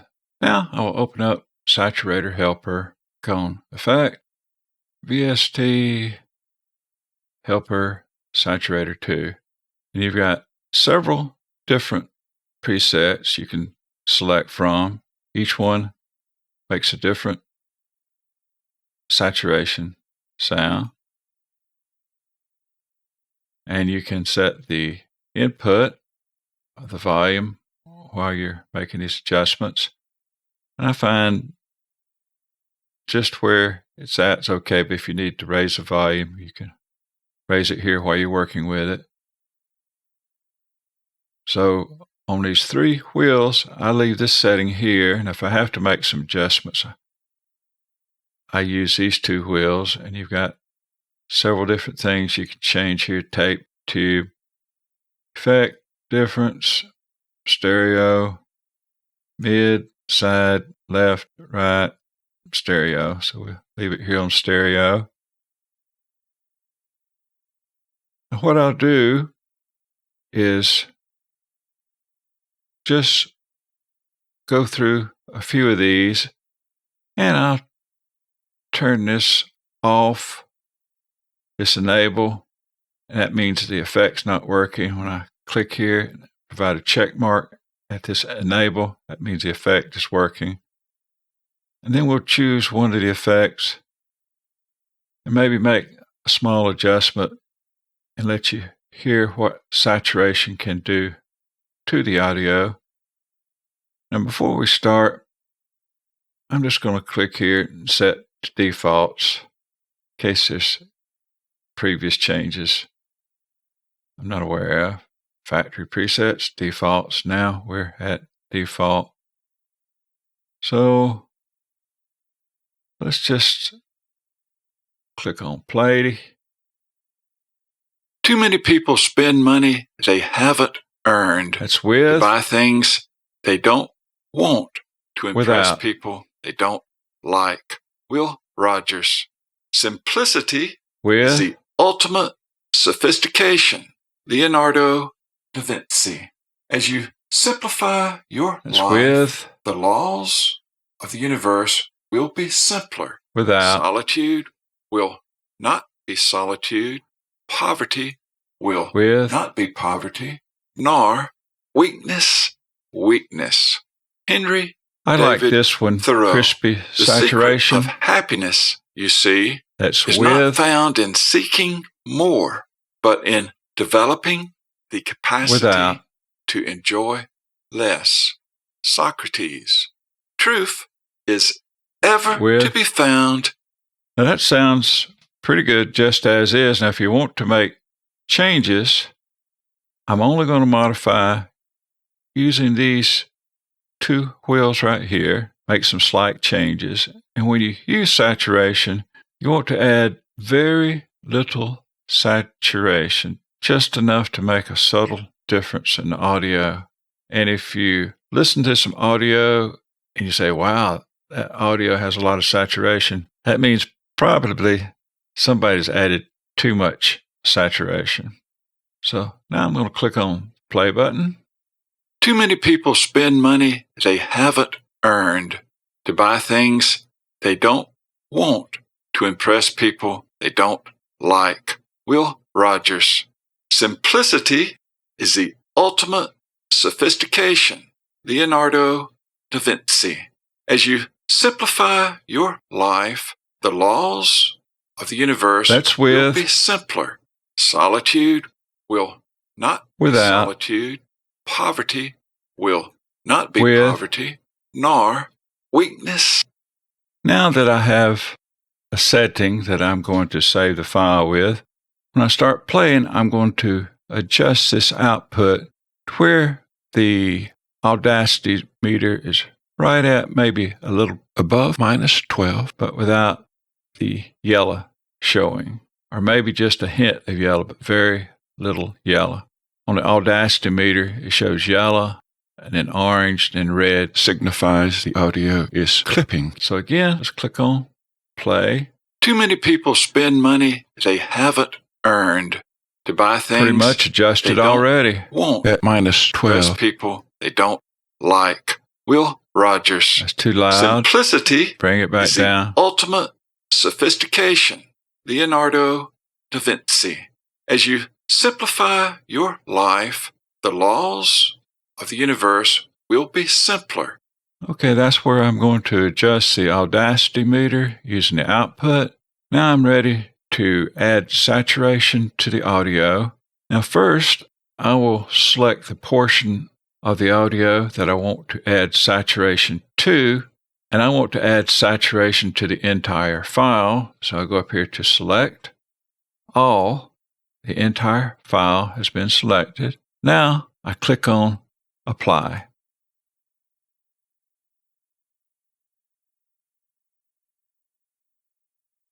Now this saturation has been added to the audio file. So that is how you can use a saturator to blend harmonic frequencies to make a more fuller sounding, smoother voice. And step 12, loudness levels. To achieve extra loudness in the audio, some audio engineers like to use a limiter as a last step before applying loudness levels. A limiter is much like a compressor. I usually do not use a limiter as a last step in my audio editing chain, but if you want to use a limiter prior to setting loudness levels, I suggest using the limiter LoudMax. And I will show you how I would apply a limiter to the audio using LoudMax as the last step in the audio editing chain prior to setting loudness levels. Keep in mind that using a limiter as the last step in the audio editing chain is optional and recommended only if you like the additional loudness and audio quality that a limiter may produce in your audio. This is how I would apply a limiter to the audio using LoudMax. First, click on Effect, VST, and choose LoudMax. And I would set this output here to -1. That's as low as it'll go. That just keeps it right below the audio ceiling here. And then I would simply start playing the audio. As you play the audio, adjust this threshold to where the Audacity volume meter reads somewhere between -6 and -12 dB, but only shows yellow and no orange or red. You can adjust the threshold to where the audio is louder than -6 dB to minus 12 dB. Where you choose to adjust the threshold setting on the limiter is a matter of preference. As a gauge, use your ears, the threshold meter, and the Audacity volume meter when adjusting the threshold while the audio is playing. Adjustments to the threshold level is what determines the volume changes to your audio. Raising the loudness too loud when using a limiter may make it difficult to set precise loudness levels, demonstrated as the last step in this audio editing workflow. So here we go. I'm going to start playing the audio, and I'll adjust this to just at the peak of the audio level and also focus on this Audacity volume meter. So I'm going to click on play. Too many people spend money they haven't earned to buy things they don't want to impress people they don't like. Will Rogers. Simplicity is the ultimate sophistication. Okay, that's where I would make my LoudMax adjustment. Now I want to apply LoudMax to the entire audio file. So I will click on Select All. Now the entire audio file has been selected, and I will click on Apply. And you did see that the audio levels were brought up slightly. So if you feel like LoudMax will make your audio louder or improve the audio quality, I would recommend using LoudMax. And again, I usually do not use a limiter at the end of the audio editing chain, but many people do, and I just wanted to add that optional step for you if you think that using a limiter would be beneficial to you by adding a limiter as the final step in your audio editing chain prior to setting the loudness levels. Now, setting the loudness levels is always the very final audio editing step in your audio chain. And if you want to use a limiter, that would precede using and setting the loudness level.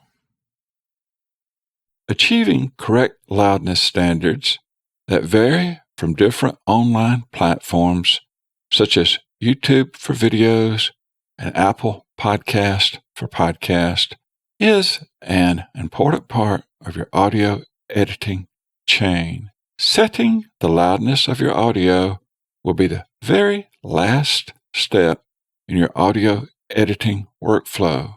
Not having the correct loudness settings can result in what is a new term called loudness penalty, meaning that if your audio is too loud, then online platforms like YouTube or Spotify may adjust the volume to match their specific loudness level for their platform. In other words, if your audio does not meet the online specifications of a particular online platform, that online platform may penalize your audio by editing your audio to meet their particular audio loudness specifications.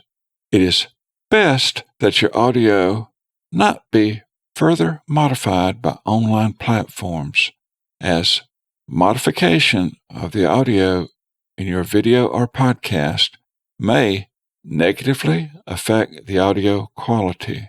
It is my understanding that YouTube will not raise the volume to meet their current loudness suggestion of minus 14 LUF, but will reduce the volume of audio should the loudness level be significantly over minus 14 LUF. Not only is it important to have the right LUF loudness in your audio, but it is also important to have the right True Peak Max setting in your audio. When your digital audio is converted from digital to analog, such as when the audio is converted from digital to analog to play in an audio speaker, the volume will be raised. To avoid distortion, the -1 True Peak Max YouTube and many others recommend as the True Peak Max will allow for up to 1 dB of audio being raised when converted from digital to analog without the problem of the audio clipping, which could cause distortion in the audio. To find out the loudness setting for different online platforms, access this URL. At this URL, you will find that the current YouTube loudness level is a recommended -14 LUF and -1 True Peak Max. Let's assume this audio we are working with is for YouTube, and we want to set the loudness level of this audio to -14 LUF and -1 True Peak Max using the plugin Final Loud 3. This is the same audio file we've been working with, and now it's time to set our loudness level, which is the very last step you'll do for your audio. And to do that, we're going to use a plugin known as Final Loud 3. I'm going to open up Final Loud 3. Just click on Effect, VST, and choose Final Loud 3. Now, Final Loud 3 has many presets you can choose from. I'm going to scroll through here and find the YouTube preset. There's Amazon Alexa for a podcast, for YouTube. So that's the selection we want. And you'll see here the target LUF and True Peak Max is already set correctly to -14 LUF, -1 True Peak Max. And you can always click on this and change it if you want to. If there's another LUF you want to set other than -14 and another True Peak Max other than -1, you can enter a custom True Peak Max and a custom LUF. Now, this is a stereo file, so we want to set Final Loud 3 for a stereo file. And the way you do that is just to make sure that mono is not selected. If this were a mono file, you would click here and you see that mono is highlighted. But since this is not a mono file, but a stereo file, just make sure mono is not highlighted. So I'm going to click here to turn mono off. So we enter our target LUF and our target True Peak Max, and it will convert the source file to the same loudness as the target. Of course, this is our source file right here. So after we complete it, these source readings of LUF and True Peak Max should match our target LUF and True Peak Max. Now, this will usually take several times before we get the final correct reading. In other words, when I say several times, it'll take several tries. You may not, on the first try, get exactly -14 LUF here and exactly -1 True Peak Max here. And if you don't, you just reset it and try again. And eventually, the source reading should be exactly as the target LUF and True Peak Max entries. Now, before you start, first select the portion of the audio file which you wish to set the LUF and True Peak Max to. And we want to set LUF and True Peak Max to the entire audio file. So I'll click on Select All. Now we have the entire audio file selected. And after that's selected, be sure to click on Reset. And after we click on Reset, just simply click on Apply.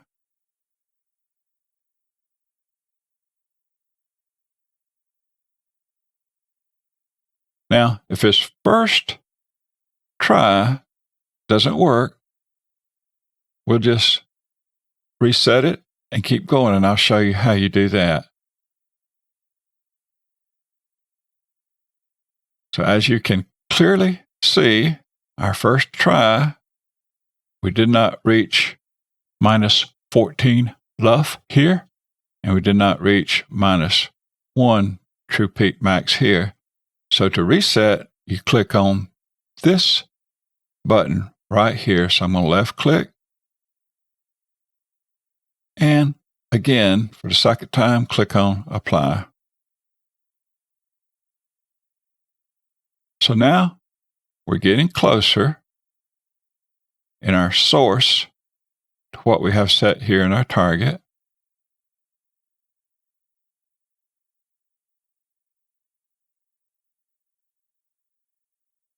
We still did not reach for our source what we have set in the target.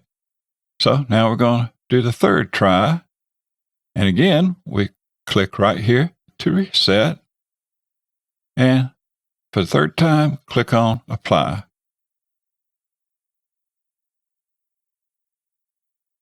Looks like we're getting very close here.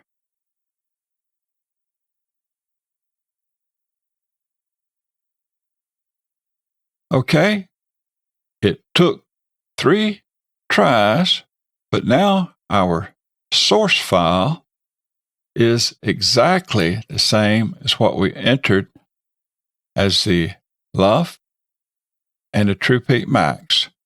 In other words, the target LUF and target True Peak Max now match the source LUF and source True Peak Max. So that is how you use Final Loud 3 to set the loudness level of both LUF and True Peak Max. I hope this video helps you to improve your audio quality. In closing, I will play the final edited audio file used as a sample audio in this video, originally recorded using the Zoom H1N.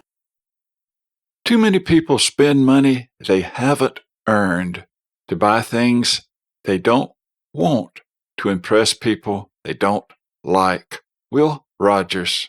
Simplicity is the ultimate sophistication. Leonardo da Vinci. As you simplify your life, the laws of the universe will be simpler. Solitude will not be solitude. Poverty will not be poverty, nor weakness, weakness. Henry David Thoreau. The secret of happiness, you see, is not found in seeking more, but in developing the capacity to enjoy less. Socrates. Truth is ever to be found in simplicity and not in the multiplicity and confusion of things. Isaac Newton. In order to seek one's own direction, one must simplify the mechanics of ordinary, everyday life. Plato. Life is a preparation for the future, and the best preparation for the future is to live as if there were none. Albert Einstein. Dost thou love life? Then do not squander time, for that's the stuff life is made of. Benjamin Franklin. Happiness, not in another place, but this place. Not for another hour, but this hour. Walt Whitman. What day is it? Asked Pooh. It's today, squeaked Piglet. My favorite day, said Pooh. A. Mill, author of the stories about Winnie the Pooh.